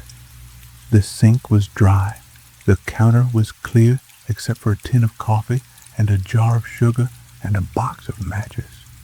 He opened a few cupboards, plates, glasses, canned goods, all arranged neatly, labels facing out, the kind of order that comes from years of habit. He opened the cupboard under the sink and found cleaning supplies, a bottle of bleach, a scrub brush, rags folded into squares. Everything was organized. Everything was clean. Everything was the kind of clean that takes decades of attention, not the kind of clean that happens in a single afternoon. He went to the living room and stood in the center and looked at the walls. The cypress boards were dark with age, the grain visible under a faint sheen of varnish that had probably been applied before he was born. There were pictures on the walls, old ones, black and white photographs in wooden frames, and he looked at them. A wedding photo, a young couple, the man in a suit and the woman in a white dress, standing in front of a church with a steep roof. A family photo, the same couple older now, with a girl between them, maybe 10 years old, standing on a dock with a pirogue behind them. The girl had dark hair and a serious face, and she was looking at the camera with an expression that was not quite a smile. He looked at the photo for a long time. The girl looked like Celestine. He told himself that made sense. It was probably Celestine as a child, and the couple was her parents, and Madeleine was the mother in the photo, and the father was someone who was not here anymore, who had maybe died years ago, and the house was full of his absence the way old houses are full of the absent, the rooms shaped around people who are no longer in them. There was a clock on the mantel above the fireplace, a wind-up mantel clock with a brass face and a glass door and a pendulum that was not moving. The hands were stopped at 11:14. He wound it out of habit, the way you wind a clock that has stopped, and the pendulum began to swing, and the tick was loud in the quiet room, a steady mechanical heartbeat, and he watched it for a moment, and the hands did not move. The pendulum swung, but the hands stayed at 11:14. He told himself the mechanism was broken. Old clocks broke. The escapement could slip. The gear teeth could wear. The hands could be frozen on their arbor. He had seen it 100 times. He let the pendulum swing and went back to the hallway. He stopped at the bathroom door and went in and looked in the mirror again. His face was still wrong. The wrongness was subtle but persistent, a displacement of features as if the face in the mirror was a copy of his face made by someone who had seen it once and was working from memory. The distance between his eyes was slightly different. The set of his jaw was slightly different. The line of his nose was slightly different. He leaned closer, and the face in the mirror leaned closer, and he had the sensation, brief and sharp, that the face in the mirror was not reflecting him, but was looking at him, was studying him the way he was studying it, was trying to understand him the way he was trying to understand it. And he pulled back from the mirror, and the sensation passed, and the face was his face again. Familiar, ordinary, the face he had seen every morning for 37 years.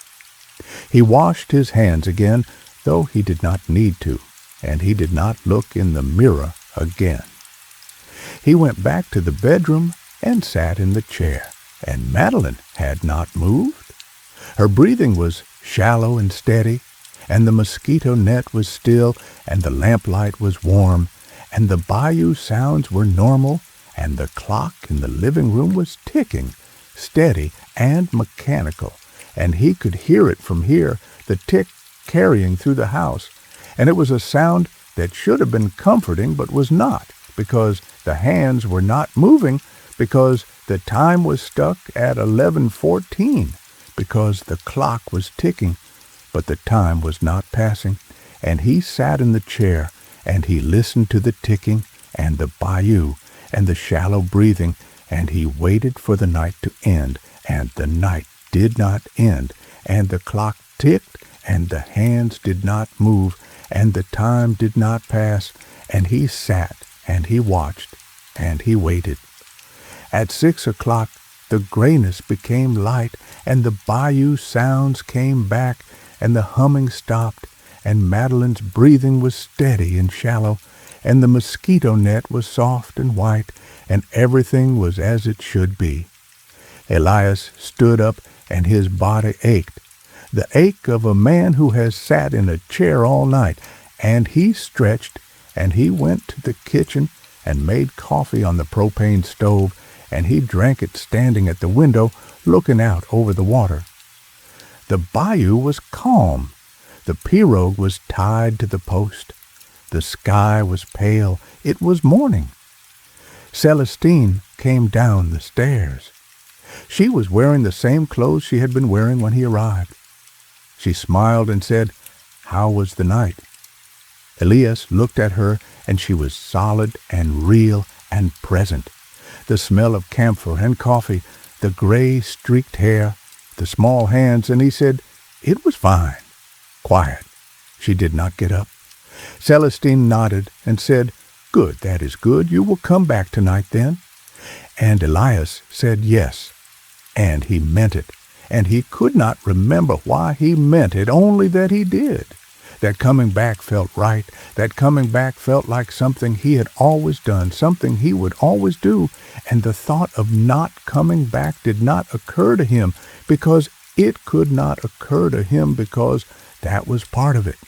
The not remembering, the not questioning, the sitting and the watching and the humming in the walls, and the face in the mirror that was his and not his, and the morning that came, and the night that followed, and the chair that was always there, and the bed that was always there, and Madeline who was always there, still, breathing, waiting, not knowing, and he was always there too, sitting, watching, not remembering, and the bayou was calm, and the coffee was warm, and Celestine was smiling, and none of it was real, and all of it was real, and the night would come again, and he would be there, and he would not remember being there before, and that was the point, and that was the mercy, and that was the horror, and the humming started at 11, and it always started at 11, and his eyes opened at midnight, and they always opened at midnight, and he closed them, and the night went on, and it always went on. He paddled back to Morgan City in the morning light, and he went home, and he slept, and he woke, and it was evening, and he drove to the landing, and he took the pirogue, and he paddled to the house, and Celestine met him on the gallery, and walked him through the rooms, and went upstairs and was not there, and he sat in the chair, and at 11 the humming started, and at midnight his eyes opened, and Madeleine was looking at him, and she said, "I know you," and he did not remember, and the night went on, and the next night, and the next, and each morning he paddled home, and each evening he paddled back, and each night was the same night, and he did not remember the others, and Celestine was always there, and always was not there, and Madeleine was always in the bed, and always sitting up at 2,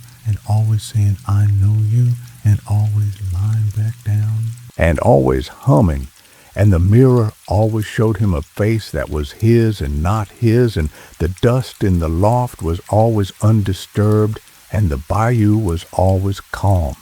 He went to the hospital in Morgan City on his off day, which was a Thursday, and he asked about the Guidry house on Bayou Lures. The charge nurse said, "What Guidry house?" He said the Guidry house, the one on stilts, the old woman and her daughter. The charge nurse said there was no Guidry house on Bayou Lures. There was a house on stilts, but it had been empty since the storm, since the water took it, since 2 women drowned when the gallery collapsed. 2 women, mother and daughter, both of them. The house had been empty for 3 weeks. The parish had it marked for demolition. There was no one living there. There had been no one living there since the storm.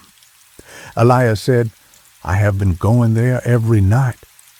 The charge nurse looked at him. She said, "Elias, you have been here every night.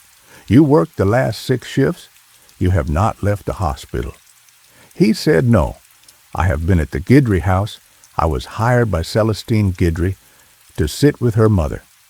The charge nurse said, "Elias, you have been here, on this floor, in the ward. You sat with the patients. You did your rounds. You were here every night. I saw you. Everyone saw you." He went home, and he looked in his bathroom mirror, and his face was his own, and it was not his own, and he could not tell which it was any more. He looked at his hands, and they were his hands, and they were the hands of someone who had been sitting in a chair for a very long time, and he could not remember if the chair was in his house, or in the Guidry house, or in the hospital, or in a place that existed between all of those. A room that was always dark and always humming, and always had a bed with a woman in it who said, "I know you," and meant it, and could not explain it, and he could not explain it, and the night was coming, and he would go to the landing and take the pirogue and paddle to the house, and Celestine would be there and would not be there, and he would sit and he would watch, and he would not remember, and the humming would start at 11. That was September of 74. Elias Doney worked the night shift at the hospital in Morgan City for 6 more years, and every night he also went to the Guidry house, or believed he did, or dreamed he did, and he could not tell the difference, and he stopped trying. He moved to Lafayette in 81, and the going stopped, or seemed to stop, but sometimes at night, in his house in Lafayette, he could hear the bayou, the frogs and the crickets and the splash of fish, and he could hear the humming low at 11 in the walls, and he would look in the mirror and see a face that was his and not his, and he would sit in a chair and wait for morning, and the morning would come, and he would not remember the night, and that was the mercy, and that was the horror, and Madeleine was still there, in the bed, in the house on stilts above the water, humming, not knowing, waiting for someone to sit with her, and someone always did, and someone always would, and the bayou was calm, and the water was high, and the night was always the same night, and it was always coming. Story 4. A woman told me this in Charleston when I was still working the mail route. Now listen close. This is how it happened, best as I can tell it. Mary Beth Coyne arrived at the Pell Cottage on Salt Marsh Point on a Wednesday in April of 1956, carrying her tuning kit in a leather case and a canvas bag with her tools and her lunch and a thermos of coffee. And she walked the half-mile from the bus stop in town along a gravel road that wound between Salt Marsh and Scrub Pine until the road ended at a wooden gate with a sign that read, Pell, private, no trespassing. She opened the gate and went through, and the cottage was maybe 100 yards further, set back from the water behind a low dune covered in beach plum and bayberry. It was a shingled cape, small, maybe 800 square feet, with a brick chimney and windows that faced south toward the water, and a porch with a railing made of driftwood, bleached white and smooth from years of salt wind. A woman was standing on the porch waiting for her. The woman was maybe 70, thin, upright, with white hair cut short and hands that were large for her frame, the hands of someone who had done physical work her whole life. She wore a man's wool sweater buttoned to the throat, and she did not smile when Mary Beth came up the path. She said, "You are the tuner?" Mary Beth said, "Yes, ma'am, Mary Beth Coyne, I got your letter." The woman said, "My name is Adelaide Pell. This is my mother's house. My mother is inside. She has been asking about the piano for a week. She says it needs tuning. I have written to 3 tuners in Boston, and none of them would come this far. You are the first one who answered." Mary Beth said, "I am happy to come. I service all the churches in the school in town. The ferry runs twice a week, and it is no trouble." Adelaide nodded once, sharply, and opened the door, and Mary Beth went in. The cottage was dark inside, not unlit. There were lamps, but the light was dim, filtered through curtains that had not been opened, and the air was close with the smell of salt and damp wood and something else, something sweet and stale, like flowers that had been cut and left in water too long. The rooms were small and low-ceilinged, the kind of rooms that feel like the inside of a boat, everything fitted close, everything built for function. There was a living room with a couch and a chair and a bookshelf and a fireplace that had not been lit in a long time, the grate cold and gray with old ash. Off the living room was a kitchen, small, with a window over the sink that faced the marsh, and beyond the kitchen a hallway with 2 doors, one to a bedroom and one to a bathroom. The piano was in the living room against the north wall, and it was an upright, a medium-sized studio upright, not a spinet and not a full console, the kind made in the teens and 20s with a mahogany case and a fall board that lifted on brass hinges. Mary Beth set her case down and lifted the fall board and looked at the keys. They were yellowed, some of them, the ivory worn thin in the middle octave where most playing happens, and a few of the black keys were chipped at the edges. She pressed middle C, and the note rang out, clear, sustained, and it was flat by maybe a quarter tone, which was not unusual for a piano that had not been tuned in a while.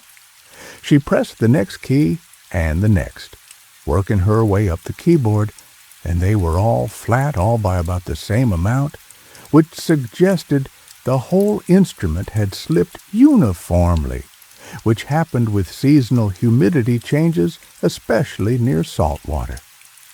She told herself it would be a standard tuning, pitch raise, then fine-tune, maybe 3 hours of work. She had done hundreds of them. She opened the top panel to look at the pin block and the strings and the hammers, and everything was clean, too clean. The interior of an untuned piano in an old cottage near saltwater should have had dust, should have had the faint corrosion of salt air on the strings, should have had the slight stiffness of felt hammers that have absorbed moisture. This piano was clean inside, the strings bright, the hammers white, the pin block dry and tight. It looked like it had been serviced recently. She told herself Adelaide must have had someone in to clean it, or maybe the piano had been kept covered and the salt air had not reached it. Old pianos were sometimes well preserved. It happened. She took out her tuning lever and her fork and her mutes, and she began. She started with A4, the standard reference, matching it to her fork, and the fork rang at 440, and the piano was flat as she expected, and she began to bring the string up to pitch, turning the pin slowly, listening, feeling the bite of the pin in the block, the gradual rise of the tone. The string came up to pitch, and she set the pin with a slight nudge, the way you do, settling it so it would not slip, and she moved to the next string. She worked methodically, left to right, string by string, note by note, and the piano came into tune under her hands the way pianos do, slowly, incrementally, the instrument finding its voice again after a period of silence. After an hour, she had done the middle octave, and she stopped to rest her ears. Ear fatigue was the enemy of tuners, the gradual dulling of sensitivity that comes from listening to close intervals for too long. She sat back on the bench and looked around the room, and she noticed that the room was quieter than it should have been. She could not hear the ocean. She could not hear the wind. She had heard both when she came in, the low wash of the surf and the steady breeze against the shingles, and now there was nothing, just the room and the piano and the quiet. She told herself the wind had died. It happened on the coast. The wind came up and died and came up again. She went back to work. She was tuning the upper octave when she noticed the first thing. She had struck the key for C6, and the note had come out clear, correct, in tune, and then a second note had followed it, a half-second later. The same pitch, the same volume, like an echo. She struck the key again. The note came out. No echo. She struck it a third time. The note, then the echo. She told herself it was sympathetic resonance. A string in the lower octave was vibrating in sympathy with the upper note, a phenomenon that happened when the dampers were not fully seated or when the sustain pedal was slightly depressed. She checked the pedals. They were at rest. She checked the dampers. They were seated. She struck the key again, and the note came out clean, no echo. She told herself it was her ears playing tricks. Ear fatigue. She had been at it for an hour and a half. She should take a longer break. She kept working. The second thing she noticed was the smell. The sweet, stale smell from the hallway had grown stronger, and it was coming from the direction of the bedroom, and it was not flowers. It was something organic, something familiar that she could not place, a smell that reminded her of the piano itself, of felt and wood and glue, the smell of a piano's interior when you open it for the first time in years, but stronger, much stronger, as if the source of the smell was not the piano but something nearby, something in the walls or under the floor or in the next room. She told herself the cottage was old and damp, and old cottages smelled. She had been in 100 old cottages on the Cape and the islands, and they all smelled like something. She kept working. She took her break at the 2-hour mark and went to the kitchen to get her thermos. Adelaide was sitting at the kitchen table. Mary Beth had not heard her come in. The woman was sitting very still, her hands flat on the table, looking at the wall, and when Mary Beth came in, she turned her head and said, "How is it going?" Mary Beth said, "Fine. It is holding pitch well, better than I expected.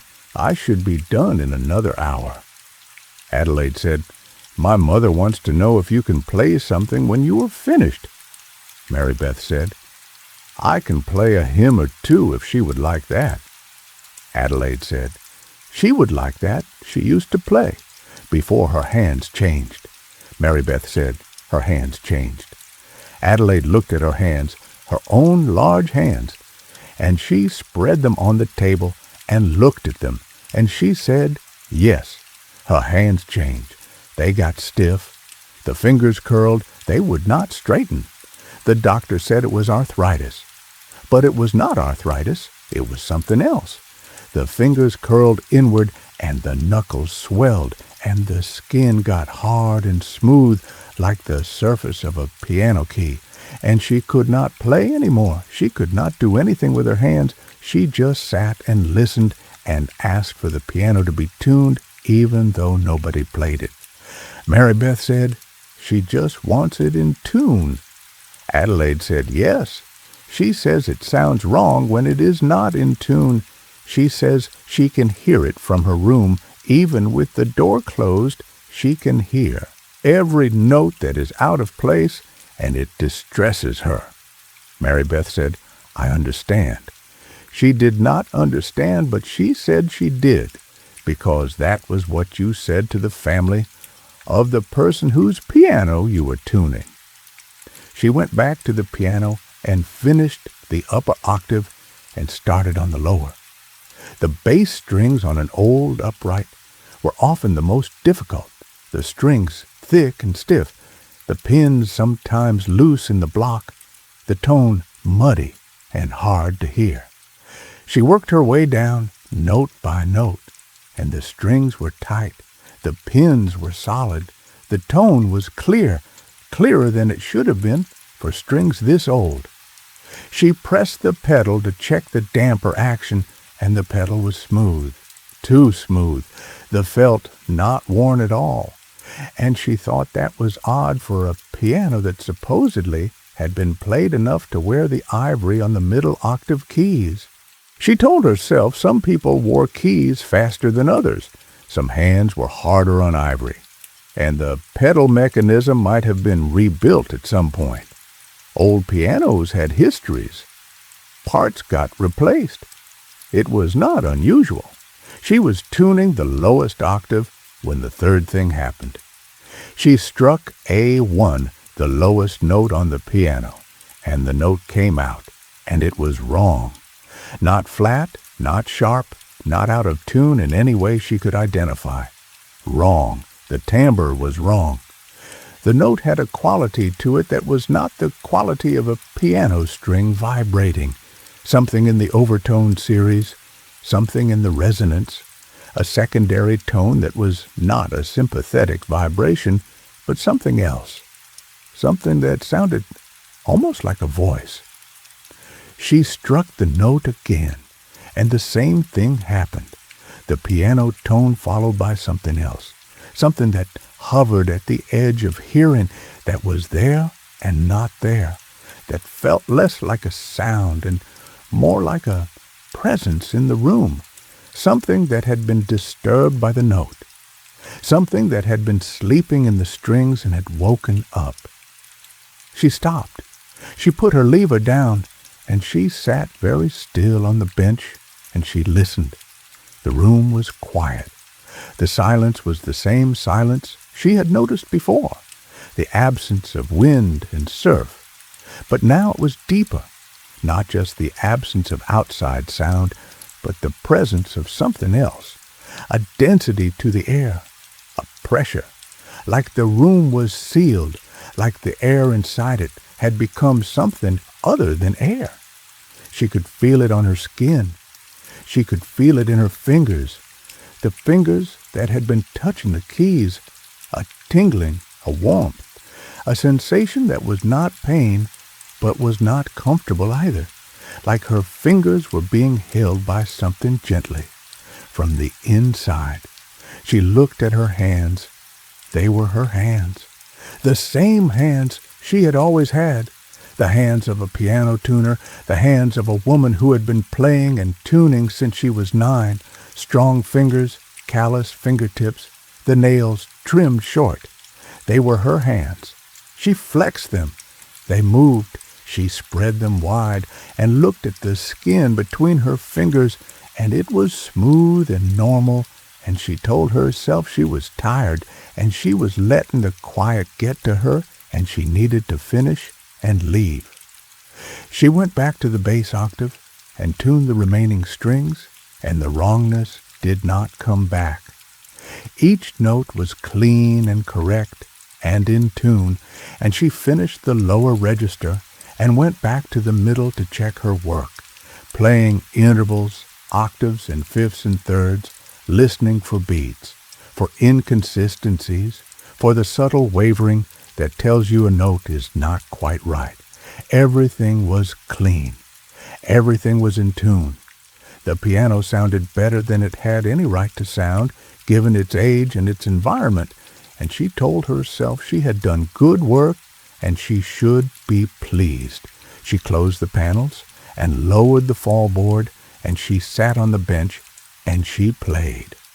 Adelaide had asked her to play something for her mother, and she played the only thing she always played when she finished a tuning, which was the first hymn she had ever learned, Nearer My God to Thee, in a simple arrangement, the melody in the right hand and the chords in the left.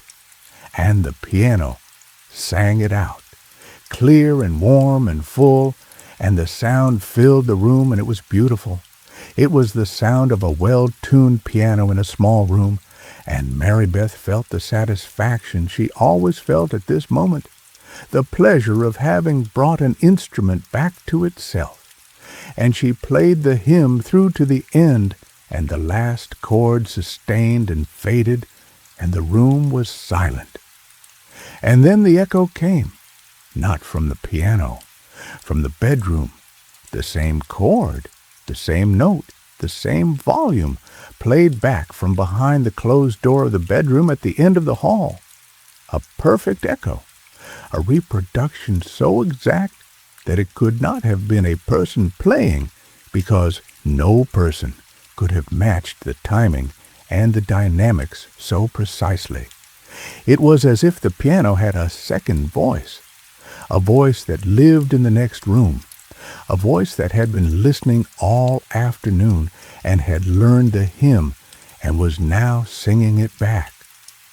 Mary Beth stood up from the bench. She stood up and she walked to the hallway, and the bedroom door was closed, and she stood in front of it, and she could hear something behind it, not the echo anymore, but the humming, a low hum, the kind of hum an old woman makes when she is content, when she is listening to music she loves, when she is remembering. And Mary Beth put her hand on the doorknob, and the metal was warm, and she opened the door. The bedroom was small and dark. The curtains were drawn. There was a single lamp on a bedside table, turned low, and in the bed was a woman who was very old, older than Adelaide, maybe 90 or 100, thin, her hair loose on the pillow, her eyes closed. Her hands were on top of the quilt, folded on her chest, and Mary Beth looked at the hands, and she understood what Adelaide had meant when she said her hands had changed. The fingers were curled inward, the knuckles swollen, and the skin was not the skin of an old woman, not paper-thin and veined, but smooth and hard and slightly yellowed, the color and texture of old ivory, piano key ivory, and the nails were not nails. They were something else, something that looked like the felt covering of a piano hammer, dense and compressed and shaped. And the joints of the fingers did not bend the way finger joints bend. They hinged the way piano keys hinge, from a single point at the base, and the skin of the hands was not skin at all, but a surface, a casing, something that had grown over the original hands and replaced them, something that had been growing for a long time, slowly, the way a piano changes with age, the ivory wearing, the felt hardening, the wood drying, the mechanism settling into a shape that is not the shape it was made in, but the shape it has become through years of being played. The old woman opened her eyes. They were dark and clear, and they looked at Mary Beth, and the humming stopped, and the old woman smiled, and she said, in a voice that was dry and soft, "You play beautifully. The tuning is much better now." I could hear it, every note. I could feel it in my hands, the strings coming into pitch, each one settling, and it felt like my fingers again, like I was playing, like the keys were moving under my fingers, and for a moment I could feel the piano, the whole piano, the strings and the hammers and the pins and the soundboard, and it was inside me, and I was inside it, and we were the same thing. Mary Beth stood in the doorway, and she could not move. The old woman said, "Come closer, dear. Let me see your hands. You have been touching the keys all afternoon. Your fingers must be tired. Let me see them." Mary Beth did not move. The old woman said, "Please, I do not see many people. The tuner who came last year, he was kind. He played for me too. Such beautiful playing. And his hands were so strong, and when he left I could still feel his hands on the keys. For weeks I could feel them, and my hands got a little better, a little smoother, a little more like they used to be, and I think it was because of his hands. The oil from his skin on the keys, the warmth of his touch, it travels. You see, it goes from the keys into the mechanism, and from the mechanism into the soundboard, and from the soundboard into the air, and from the air into me. And it helps. It helps the change. It makes it smoother, less painful. And I need it, dear. I need someone to play. I need someone to touch the keys, because the piano is me, and I am the piano. And when it is out of tune, I am out of tune. And when it is in tune, I am in tune. And when someone plays, I can feel it in my hands. And my hands get a little more like keys and a little less like hands. And that is not a bad thing. That is not a bad thing at all. Because hands get old and stiff and tired, and keys do not. Keys last forever if you keep them tuned, if you keep them clean, if you keep them played. Mary Beth backed out of the room. She backed out, and she closed the door, and she walked down the hallway, and the hallway was longer than it had been, or felt longer, and the walls were closer, or felt closer, and she reached the living room, and she picked up her tuning kit and her bag, and she turned to leave, and Adelaide was standing between her and the front door. Adelaide was standing very still, and her hands were at her sides, and Mary Beth looked at Adelaide's hands, and they were large hands, strong hands, and the fingers were not curled like her mother's, not yet, but the knuckles were swollen, and the skin was taut and smooth in places, and there was a faint yellow tint to it, the faintest suggestion of ivory, and Mary Beth understood that Adelaide was changing too, more slowly than her mother, the change coming up through the floorboards, from the piano into the house, into the people who lived in the house, and that the change had been going on for a long time, for years, for decades, and that the piano was not a piano, or had not been only a piano for a long time, that it was a thing that consumed hands, that turned hands into keys, that turned people into instruments, and that it needed to be tuned and played to keep the change going, to keep the transformation smooth and steady and painless. And that was why Adelaide had written to tuners. That was why she needed someone to come, not for the music, but for the touch, the human touch on the keys that fed the piano and fed the change and kept it moving forward. Adelaide said, "You are leaving." Mary Beth said, "Yes, the tuning is done. The piano is in good shape. I should go. I need to catch the ferry." Adelaide said, "The ferry does not run again until Friday.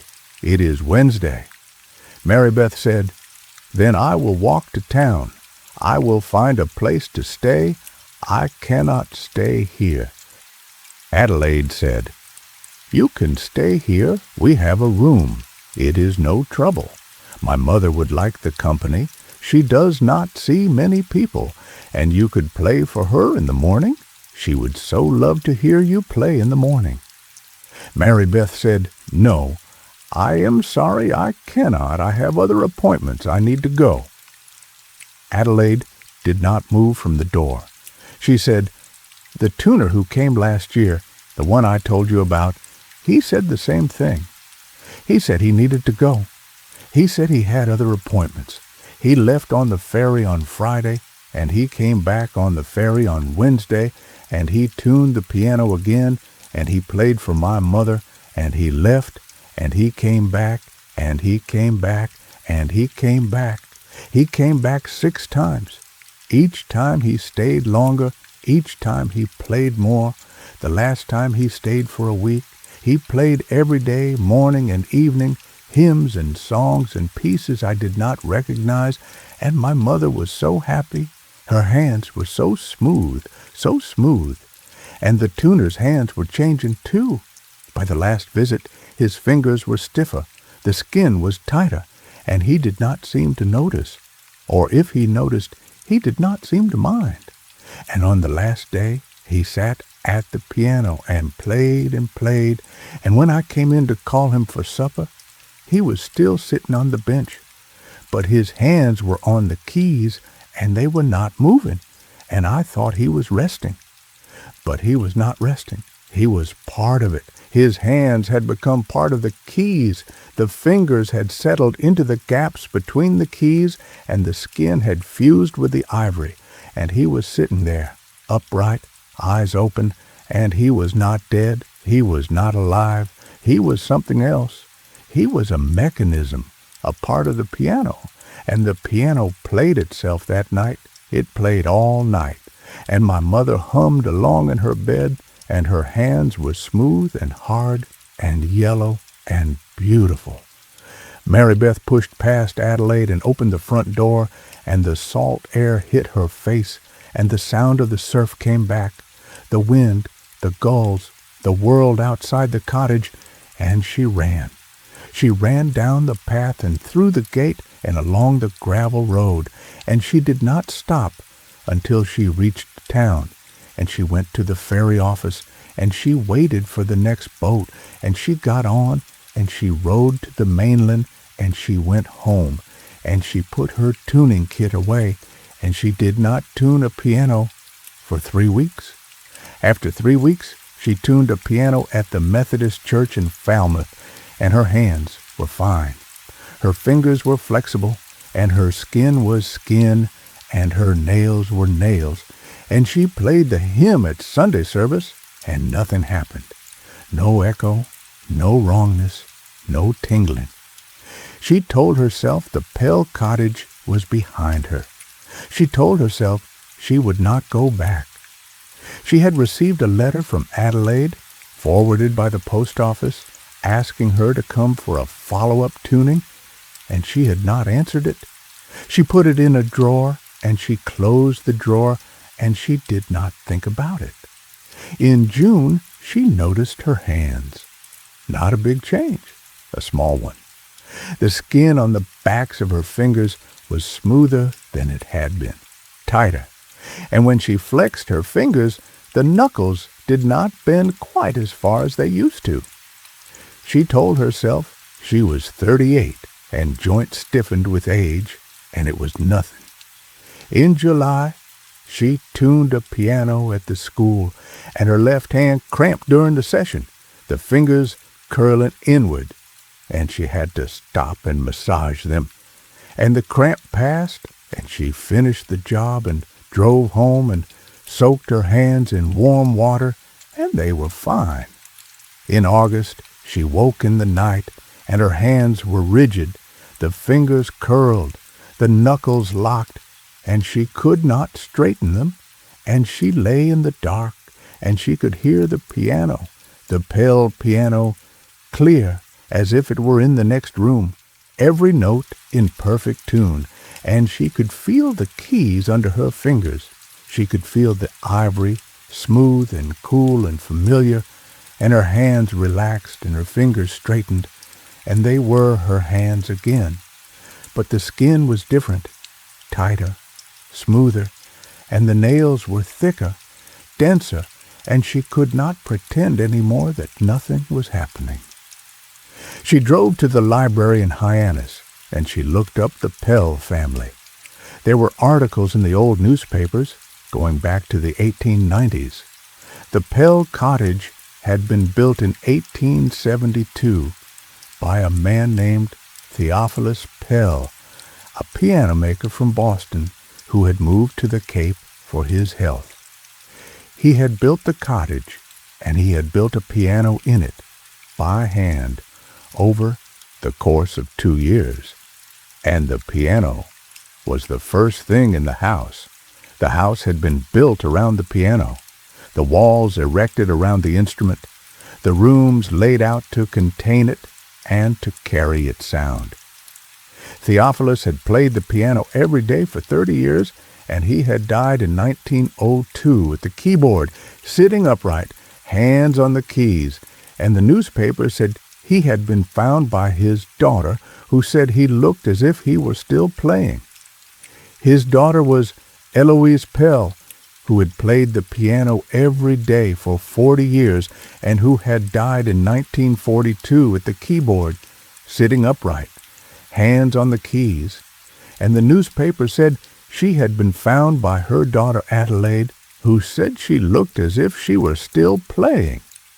And Adelaide's daughter, who was not mentioned in any article, who had been born in 1934, and who had learned to play at age 5, and who had been playing ever since, was the one who had written to Mary Beth, except the letter had been signed Adelaide, and Adelaide was the mother, not the daughter, and the daughter was the one in the bed, the one with the ivory hands, the one who had once been a girl named something else, a girl who had played beautifully, whose hands had changed, who had become the piano, who was the piano, who had always been the piano because the piano was not a piano, it was a Pell, it was Theophilus, it was Eloise, it was every hand that had ever touched it, and it was hungry, and it was patient, and it was waiting for the next pair of hands, and the next pair of hands was Mary Beth's. She drove to the cottage in September. She did not tell herself why.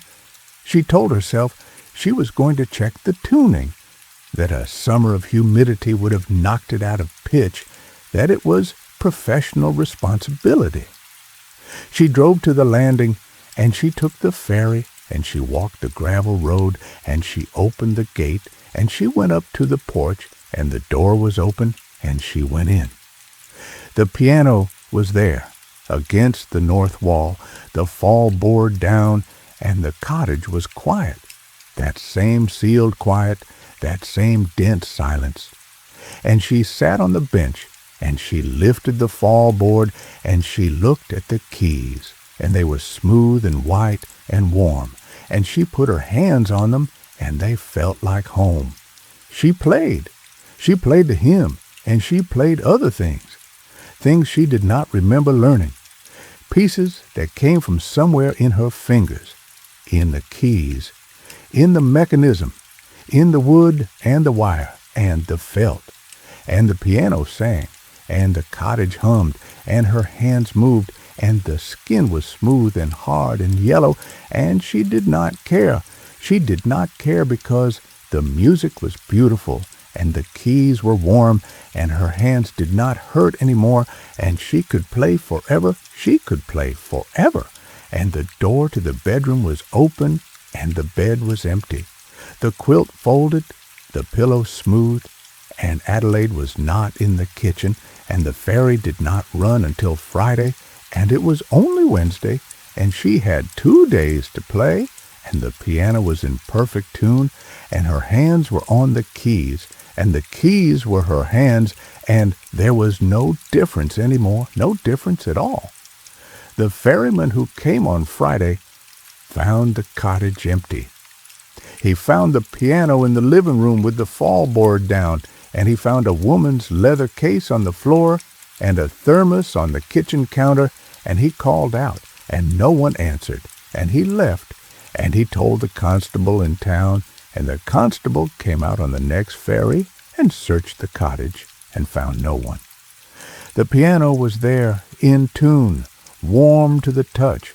The keys were smooth and white, and there were marks on the middle octave, marks that looked like fingerprints, pressed into the ivory, as if the ivory had been soft when the fingers touched it and had hardened around them, holding their shape.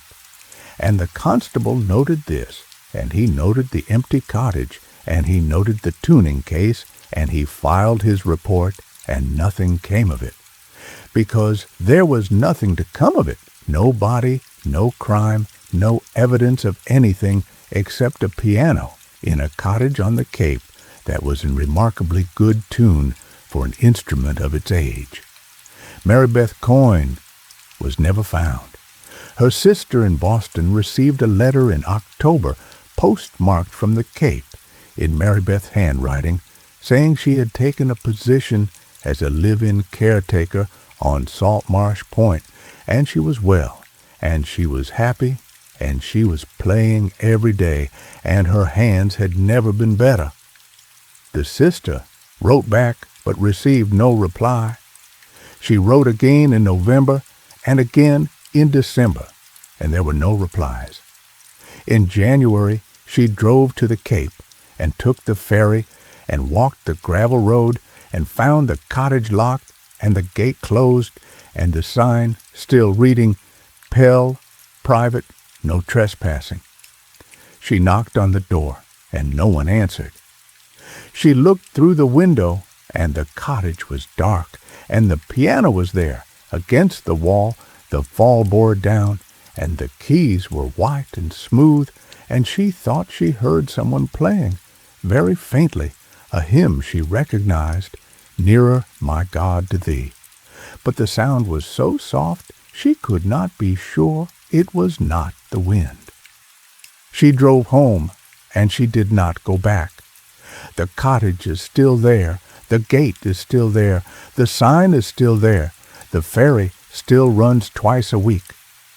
Sometimes the ferryman says he hears piano music coming from the cottage on quiet afternoons, and sometimes the constable says he has checked the property and found it empty, and the piano is always in tune, always in perfect tune, and the keys are always warm, and if you put your hand on them, you can feel something underneath the ivory, something that pulses faintly, slowly, like a heartbeat, like a breath, like the hum of a string that has been struck and is still vibrating, still sustaining, refusing to fade. Story 5. The man who told me this died the following spring. I never learned if that was connected. Now listen close. This is how it happened, best as I can tell it. Roy Buckhannon had been driving long haul for Hartwell Freight out of El Paso for 11 years when he took the run that went north from Van Horn on Highway 67 to Marfa, and then west on 67 to Presidio on the Rio Grande. And from there, he was supposed to pick up a load of agricultural equipment from a ranch outside Ruidosa and bring it back to the yard in El Paso by Friday morning. October of 2023, a Wednesday. He left the yard at 4 a.m. in a Kenworth with a flatbed trailer, and the desert was dark, and the stars were out, and the road was empty. And he drove the way he always drove, one hand on the wheel, the window cracked for air, the radio off because he did not like the radio at night. He liked the quiet. He liked the sound of the engine and the tires on the asphalt and the wind, and the desert passing in the headlights, the creosote and the ocotillo, and the stands of lechuguilla that looked in the dark like people standing at the edge of the road, watching him pass. He reached Marfa at 6:30, just as the sky was going from black to gray, and he stopped at the truck stop on the south end of town for coffee and fuel. The truck stop was a single-pump operation with the convenience store attached, the kind of place that smelled like diesel and burnt coffee and pine-scented air freshener that did not quite cover the diesel. He filled his thermos, paid for his fuel, and asked the cashier about the road to Presidio. The cashier was a young woman, maybe 25, with dark hair and a face that had been baked by the sun, and she looked at him when he said Presidio, and she said, "You taking 67 West?" He said yes. She said, "There is a stretch past Shafter, maybe 12 miles of it, before you drop down into Presidio, where the road does something." He said, "What does it do?" She said, "I do not know how to explain it. It just does something. My boyfriend drove it last month, and he said he lost about 20 minutes. He said, lost how? She said, he said he left Shafter at noon, and he arrived in Presidio at 12:40, and it should have been 1 o'clock. He said, maybe he did not check his clock right. She said, maybe. But he also said there was a stretch where the road felt longer than it looked. He said, felt longer. She said, you will see, or you will not.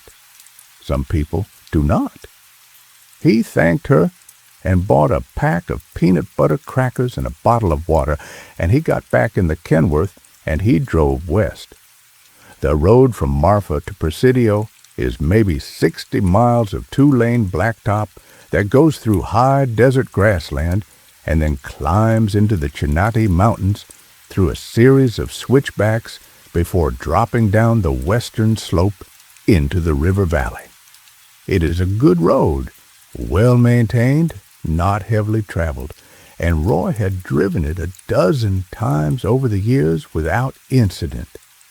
He drove it now in the early morning with the sun coming up behind him and the mountains ahead and the road empty and the sky going from gray to blue, and he felt good.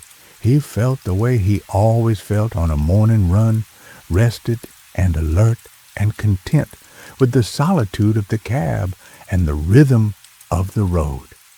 He passed through Shafter at 7:15. Shafter is not much of a place. A few buildings, an old mining operation, a cemetery on a hillside. The road climbed past the old mine buildings and entered a canyon, the mountains rising on both sides, the road cutting through rock that was red and brown and layered, the kind of geology that looks like the earth is showing you its insides. The canyon was narrow, maybe 100 yards wide, and the road curved through it, following the path of a dry wash that had cut the canyon over millennia.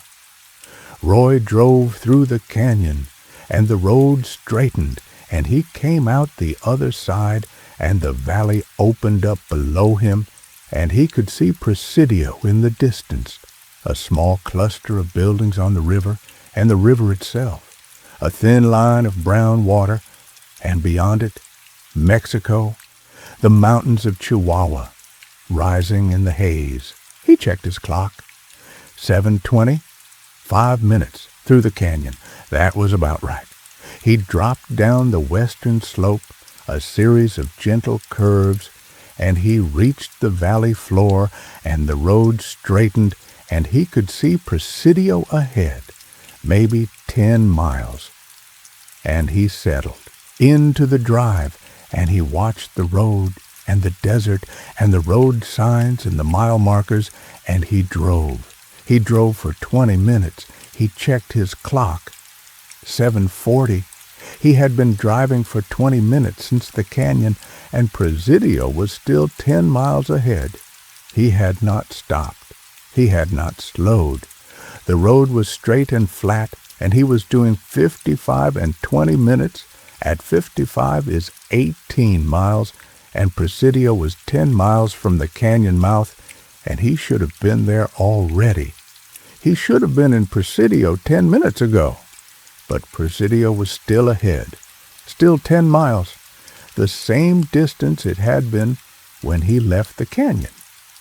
He told himself the road had a grade he had not noticed, a slight uphill that had slowed him without his realizing. He told himself his speedometer might be off. He told himself the distance marker at the canyon mouth might have been wrong. He checked his odometer. He had driven 23 miles since the canyon, 23 miles. The canyon to Presidio was 10 miles. He had driven 23 miles, and he was still 10 miles from Presidio. He had driven 13 miles more than he should have, and he was exactly where he had been 20 minutes ago.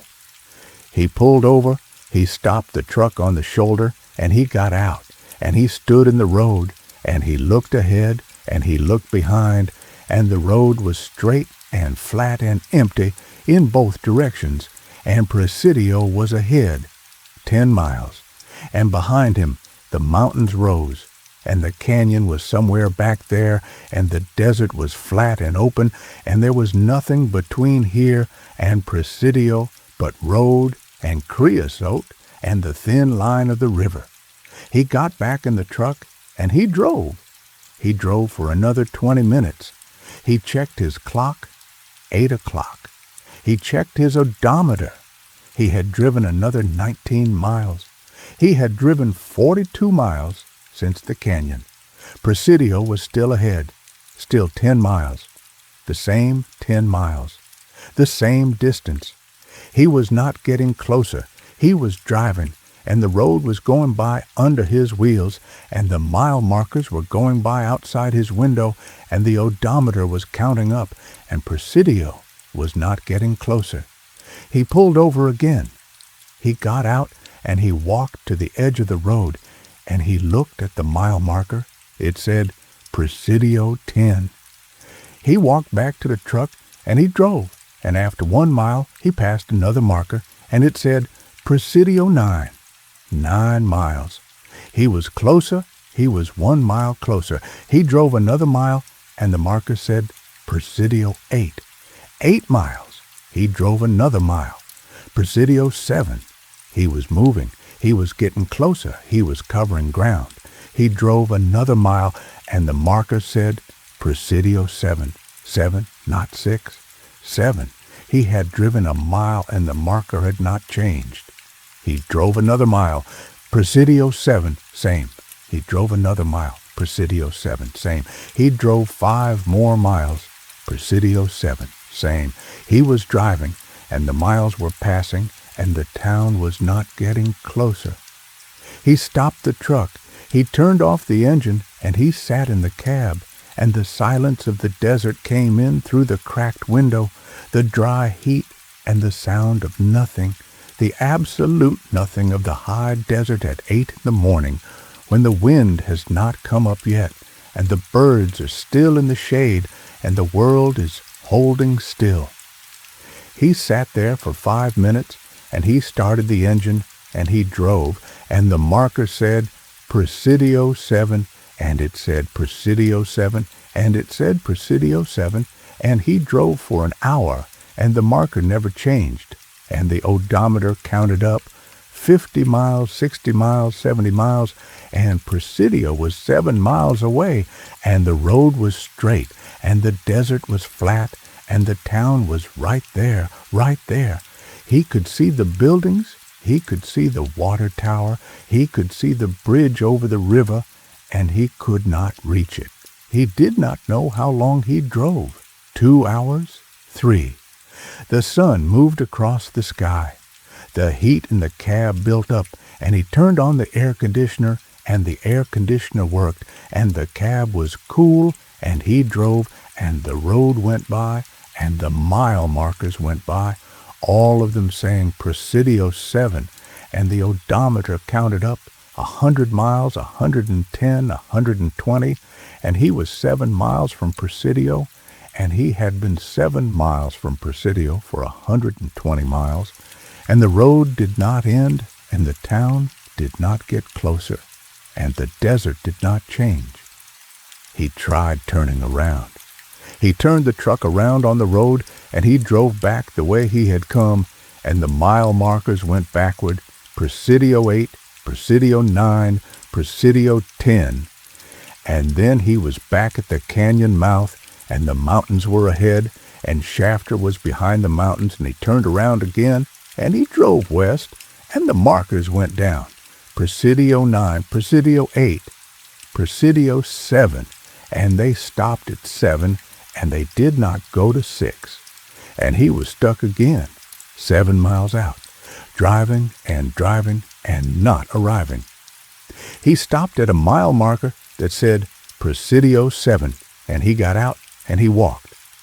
He locked the truck and he walked west on the road, on foot, his boots on the hot asphalt, and he walked for 30 minutes, and the road was straight, and the desert was flat, and Presidio was ahead, the buildings visible, the water tower, the bridge, and after 30 minutes of walking, he was still 7 miles away. He had walked maybe 2 miles, and the town had not gotten closer. He turned around, and he walked back to the truck, and the truck was where he had left it, and he got in, and he sat there, and he tried to think. He called the dispatcher on the radio. The dispatcher answered, and Roy said, "This is Buck Hannon. I am on 67 West. I am stuck about 7 miles out of Presidio. I have been driving for hours, and I cannot reach the town. Something is wrong with the road." The dispatcher said, "Roy, what do you mean you cannot reach the town?" Roy said, "I mean I am driving, and the miles are passing, and the town is not getting closer. The mile markers say Presidio 7, and they will not go to 6. I have driven over 100 miles on a 10-mile stretch of road." The dispatcher was quiet for a moment, and then he said, "Roy, you left the yard at 4 this morning. It is now 11:30. That is 7.5 hours. Marfa to Presidio is an hour and a half.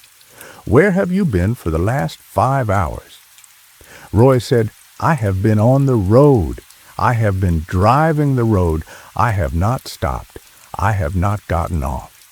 The dispatcher said, "Your tracking unit shows you at mile marker 214 on Highway 67. That is about 7 miles east of Presidio." Roy said, "That is where I am." The dispatcher said, "Well, you are on the road. You are 7 miles out. Drive 7 miles and you will be there." Roy said, "I have been driving 7 miles for 5 hours." The dispatcher said, "Roy, are you feeling all right?" Roy said, "I am fine.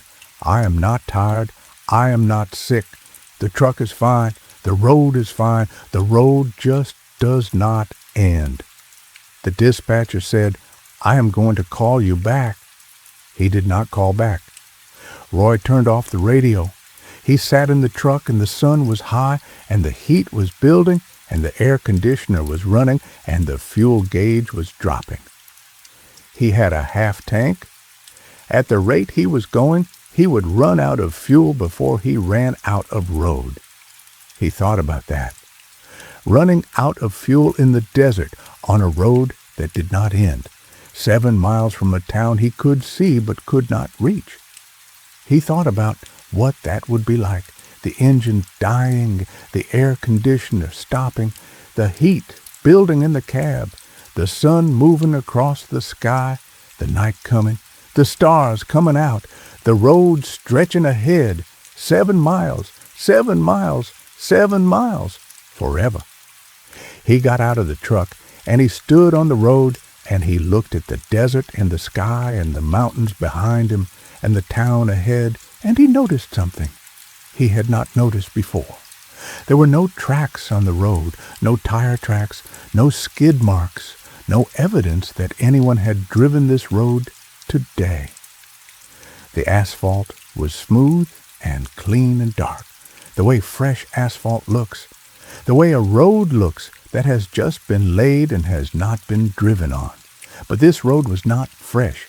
He had driven it a dozen times. It was old road, cracked and patched and sun-bleached, except now it was not. Now it was smooth and dark and new, and there were no tracks on it, and there were no tracks on the shoulder, and there were no tracks in the dirt beyond the shoulder, and the desert was clean. No footprints, no tire ruts, no litter, no evidence that anything had ever passed this way, not today, not ever, as if the road had been laid down this morning just for him, just for this drive, and the desert had been placed around it, and the town had been set at the end of it, and the whole thing was a construction, a set, a stage, and he was the only one on it, and he was driving and driving, and the set did not end. Because the set was not built to end, it was built to look like it ended, to look like there was a town 7 miles ahead. But the town was not a town. It was a backdrop, a painting on a flat surface, and the road was not a road. It was a treadmill, and he was running on it and going nowhere. He got back in the truck, and he drove. He drove because there was nothing else to do. He could not go back. He had tried going back, and the road had brought him to the canyon, and the canyon had brought him back to the road, and the road had brought him back to Presidio 7. He could not go forward. Forward was 7 miles that did not end. He could not stay. Staying meant running out of fuel and sitting in the desert and waiting for something that was not coming. So he drove. He drove, and the mile marker said Presidio 7, and the odometer counted up, and the sun moved, and the fuel gauge dropped, and he drove. At some point, the sun was behind him, and the sky was red, and the desert was purple, and the headlights were on, and the road was a white ribbon in the dark, and the stars were out, and the air was cooler, and he was still driving. He did not know what day it was. He did not know how many hours he had been driving. The fuel gauge was below a quarter. The odometer read 412 miles since the canyon. 412 miles on a 10-mile road. He had driven from El Paso to Dallas and back, and he was still 7 miles from Presidio. The radio crackled. The dispatcher's voice came through, thin and distant and broken by static. "Roy, this is Hartwell Dispatch. Come in." Roy picked up the handset and said, "I am here." The dispatcher said, "Roy, where are you? We have been trying to reach you for 2 days." "2 days?" Roy said, "I am on the road." The dispatcher said, "Your tracking unit went offline yesterday. We do not have a position on you. The last reading was mile marker 214 7 miles east of Presidio. Are you still there?" Roy said, "I am still here." The dispatcher said, "We sent a truck from Presidio to look for you. They drove east on 67. They did not find you. They drove all the way to Shafter and back. They said the road was empty. There was no truck on it." Roy said, "I am on the road." The dispatcher said, "Roy, are you sure you're on 67? Roy said, "I am on 67. I am at mile marker Presidio 7. I have been here for 2 days. I have been driving for 2 days. I am on the road, and the road does not end." The dispatcher was quiet, and then he said, "Roy, I am going to send the highway patrol. You sit tight." Roy said, "I have been sitting tight for 2 days." The dispatcher said, "What?" Roy said, "Nothing. You send the patrol." He waited. He turned off the engine to save fuel, and he sat in the cab in the dark, and the desert was silent, and the stars were bright, and the road was a pale line in the darkness, and Presidio was ahead. The lights of the town visible, the street lights and the porch lights and the glow of the buildings, and he could see people moving in the streets. Small figures, cars moving. The bridge over the river lit up, and the town was alive and real and 7 miles away, and he could not reach it, and no one could reach him. The highway patrol did not come.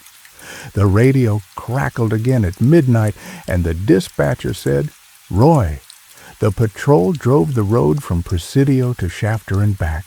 They did not find you. They did not find your truck. They said, there is no one on 67 between Presidio and Shafter. Are you sure you are on the right road?" Roy said, "I am on the only road. There is no other road." The dispatcher said, "Roy, we think you may have taken a wrong turn somewhere. There are ranch roads that branch off 67. Some of them go for miles into the desert. Can you look around and tell me if you see any landmarks?" Roy said, "I see Presidio. It is 7 miles ahead. I can see the lights. I can see the water tower. I can see the bridge." The dispatcher said, "If you can see Presidio, then you are close. Just drive toward it." Roy said, "I have been driving toward it for 2 days." He turned the radio off. He sat in the dark, and he looked at the lights of Presidio. And he thought about the cashier at the truck stop in Marfa, the young woman with the sun-baked face, and what she had said. There is a stretch where the road does something. My boyfriend lost about 20 minutes. 20 minutes. Not 2 days. 20 minutes. Whatever had happened to the boyfriend? Whatever the road had done to him. It had been quick, a glitch, a skip, a jump in the track, and then it had let him go. It had not let Roy go. It had held him.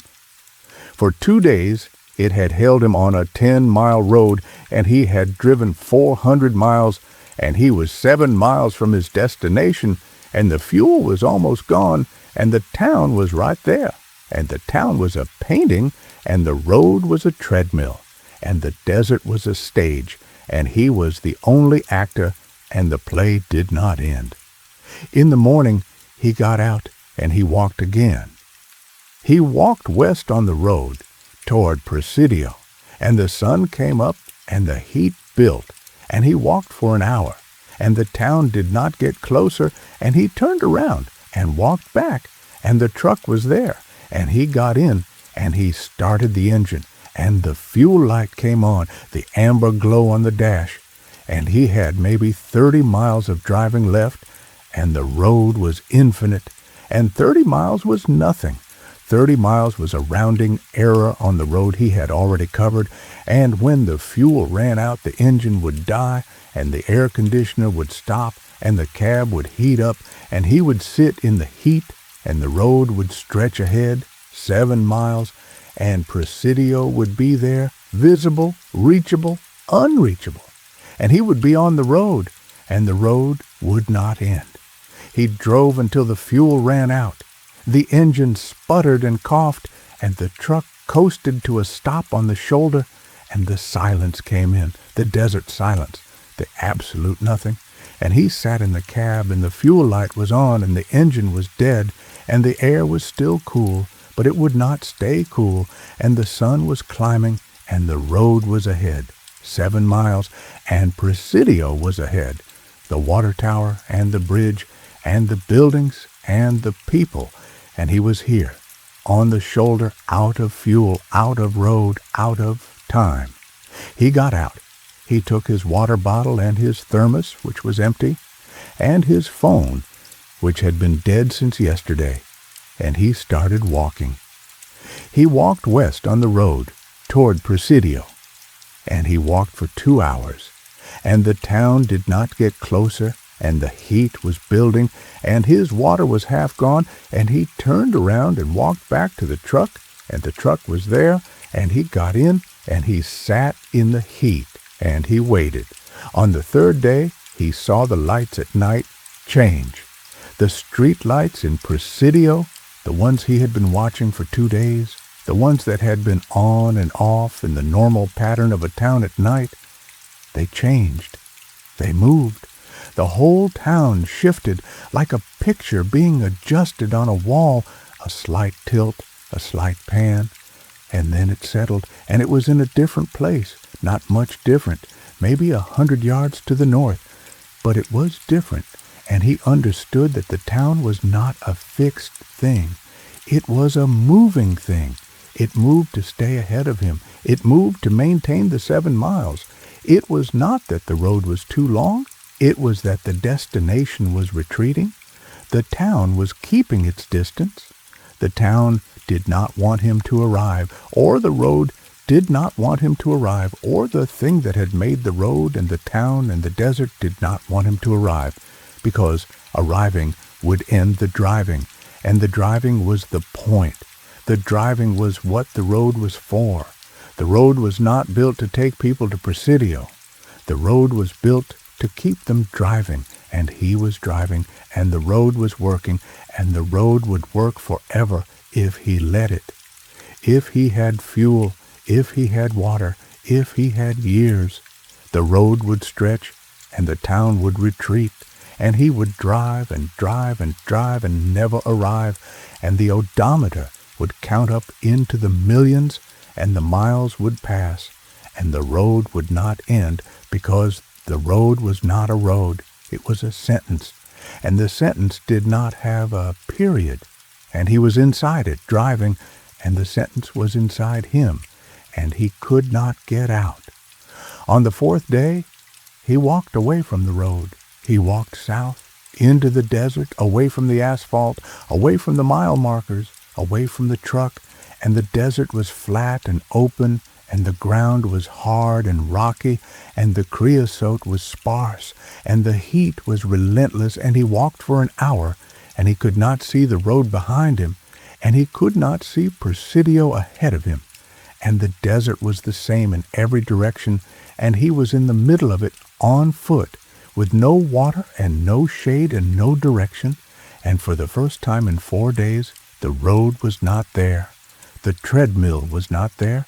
The 7 miles were not there, and he was free, or he was lost, which in the desert was the same thing. He walked south for 3 hours.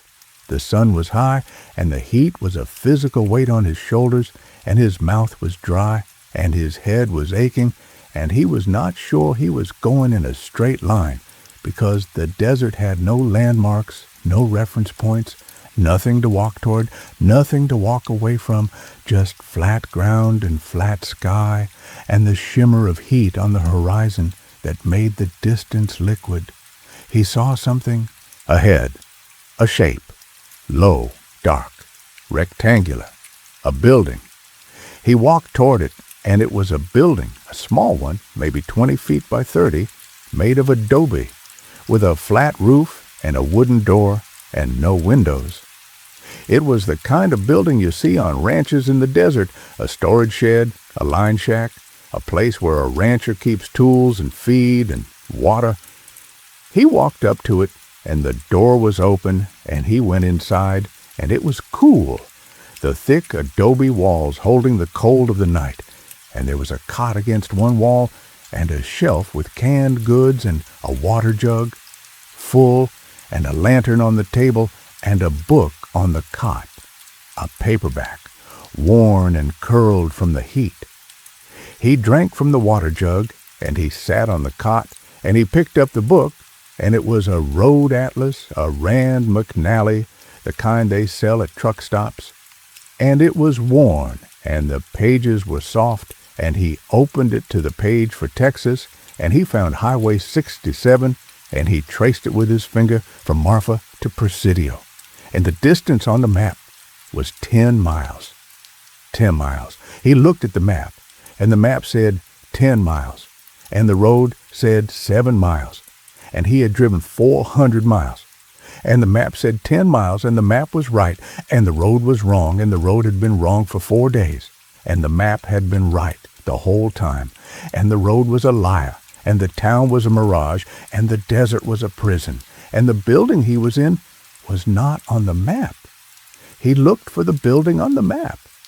He checked every ranch road, every side road, every track in the area between Marfa and Presidio, and there was no building, no ranch, no structure of any kind marked on the map at this location. He was in a building that did not exist on any map, in a desert he could not navigate, 7 miles from a town he could not reach, 4 days from a life he could not return to, and the water jug was full, and the canned goods were fresh, and the cot was made, and someone had been here. Someone had stocked this place.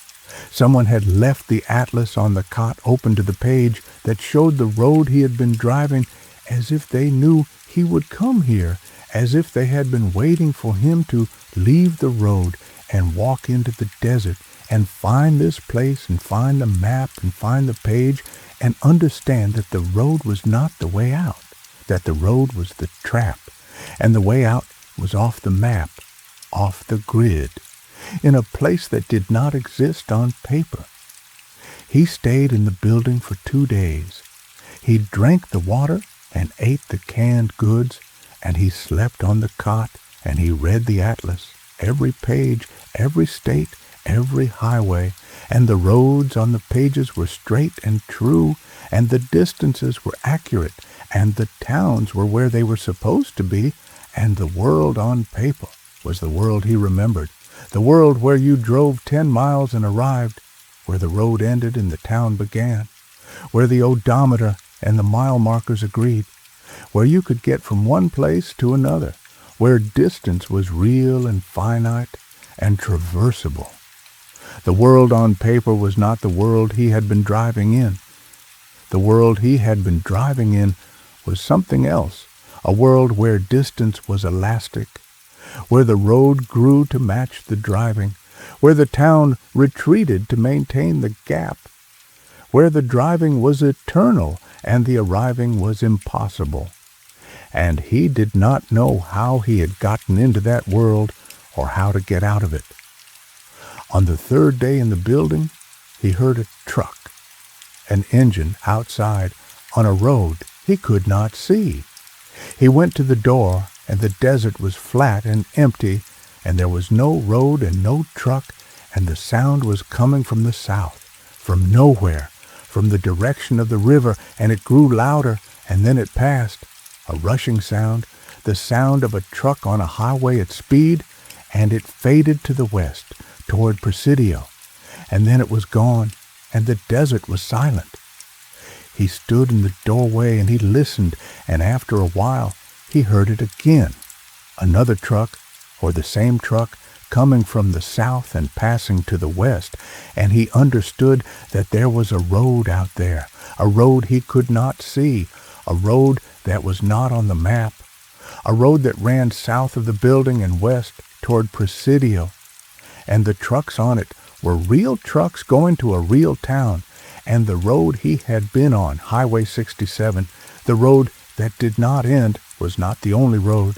It was the wrong road, the road that was built for people who did not know there was another road, and the other road was here, just south of the building, and he could not see it, but he could hear it, and hearing it was enough. Hearing it meant it was there, and if it was there, he could find it. He walked south from the building, carrying the water jug, which was nearly empty, and the atlas, which he held in his hand like a talisman.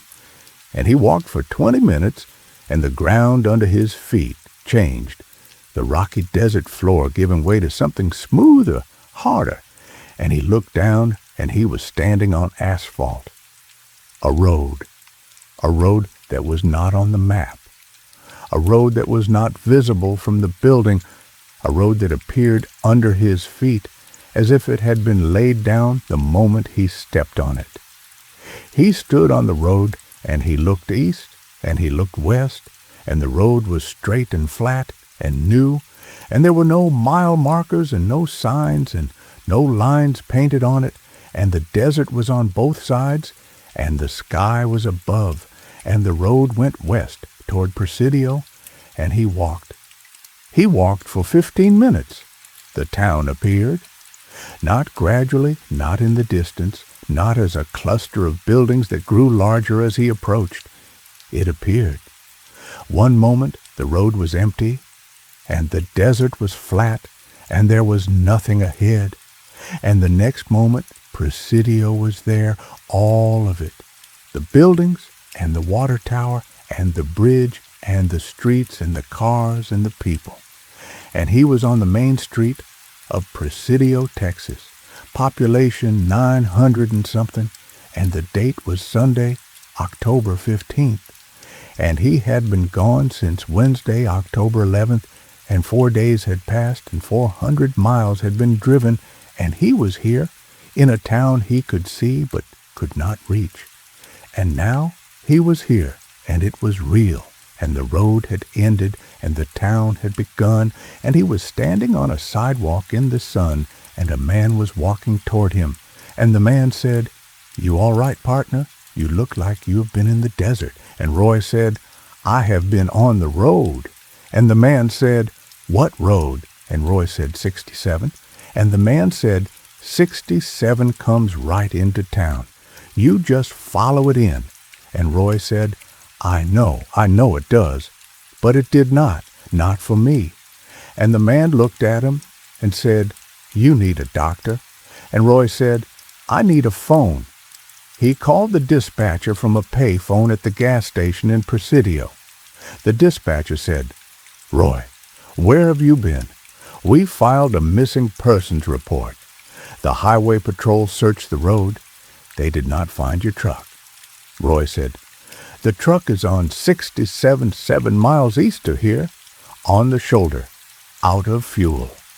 The dispatcher said, "The patrol drove that road 3 times. Roy, there is no truck on the shoulder." Roy said, "It is there. It is a blue Kenworth with a flatbed Hartwell freight number on the door. It is at mile marker Presidio 7. The dispatcher said, "There is no mile marker that says Presidio 7. Roy, the markers go from 10 to 5. There is no 7. There has never been a 7. Roy held the phone, and he did not say anything for a long time. The dispatcher said, "Roy, you there?" Roy said, "I am here." The dispatcher said, "Where exactly?" Roy said, "Presidio." The dispatcher said, "Good, stay there. I will send someone to pick you up." They sent a truck from El Paso. The driver arrived in Presidio at 6 in the evening, and Roy got in, and they drove back to El Paso on Highway 67 east through Shafter and Marfa and Van Horn. And the road was normal, the distances were normal, the mile markers were normal, and Roy watched them go by 10, 9, 8, 7, 6, 5, 4, 3, 2, 1, Presidio, and then the markers started counting up again on the other side, and the road was a road, and the town was a town, and the driving ended, and the arriving happened, and everything was the way it was supposed to be. He did not drive long haul again. He could not. Every time he got on a highway, he felt the road begin to stretch, felt the distance start to grow, felt the destination start to retreat, and he would check his odometer and his mile markers, and they would be fine. They would be normal, but he could not trust them. He could not trust that the road would stay the right length, that the town would stay where it was, that the miles would not multiply and the driving would not become eternal and the arriving would not become impossible. He took a job at the yard in El Paso, loading and unloading, local work, short distances, trips he could walk if he had to, and he never left the city limits, and the roads inside the city were fine. They were short and straight, and they ended where they were supposed to end, and he could drive them without feeling the stretch. He kept the atlas, the Rand McNally from the building in the desert. He kept it on his kitchen table, and he opened it sometimes, and he looked at the page for Texas, and he traced Highway 67 from Marfa to Presidio, and the distance was 10 miles. 10 miles. And he thought about the road that did not end, and the town that retreated, and the mile marker that did not exist, and the building that was not on the map, and the road that appeared under his feet. And he thought about the cashier at the truck stop who said the road does something. And he thought about her boyfriend who lost 20 minutes. And he thought about how 20 minutes was nothing. 20 minutes was a coffee break. 20 minutes was the time it takes to check your phone and stretch your legs. And he had lost 4 days, and other people had lost 20 minutes. And maybe someone else had lost a week, and someone else had lost a month, and someone else had lost a year, and someone else was still out there on the road, driving 7 miles from Presidio, 400 miles on the odometer, the town visible and unreachable, the road straight and endless, the fuel running out, the sun moving, the stars turning, the driving going on and on and on. He thought about that sometimes, at night, in his house in El Paso. He would lie in bed and he would listen to the traffic on the highway, the distant sound of trucks on I-10, and he would think about the drivers out there, the ones on the long runs, the ones crossing the desert at night, and he would wonder which ones were on roads that ended and which ones were on roads that did not. And he would wonder if the road knew the difference, if the road chose, if the road decided who to let through and who to keep, or if it was random, or if it was something else, something about the driver, something about the driving, something about the wanting to arrive that made the arriving impossible. And he would close his eyes, and he would feel the road under him, the slight vibration of the highway transmitted through the ground and into the foundation and into the bed and into his body, and the road would be there in his bones stretching ahead, 7 miles, and the town would be there just ahead, just out of reach, and the driving would go on, and the driving would go on, and the driving would go on. He died the following spring. They said it was a heart attack. He was in his kitchen at the table, the atlas open in front of him, and they said he was found sitting in his chair with his hand on the page, his finger on Highway 67, resting on the stretch between Marfa and Presidio.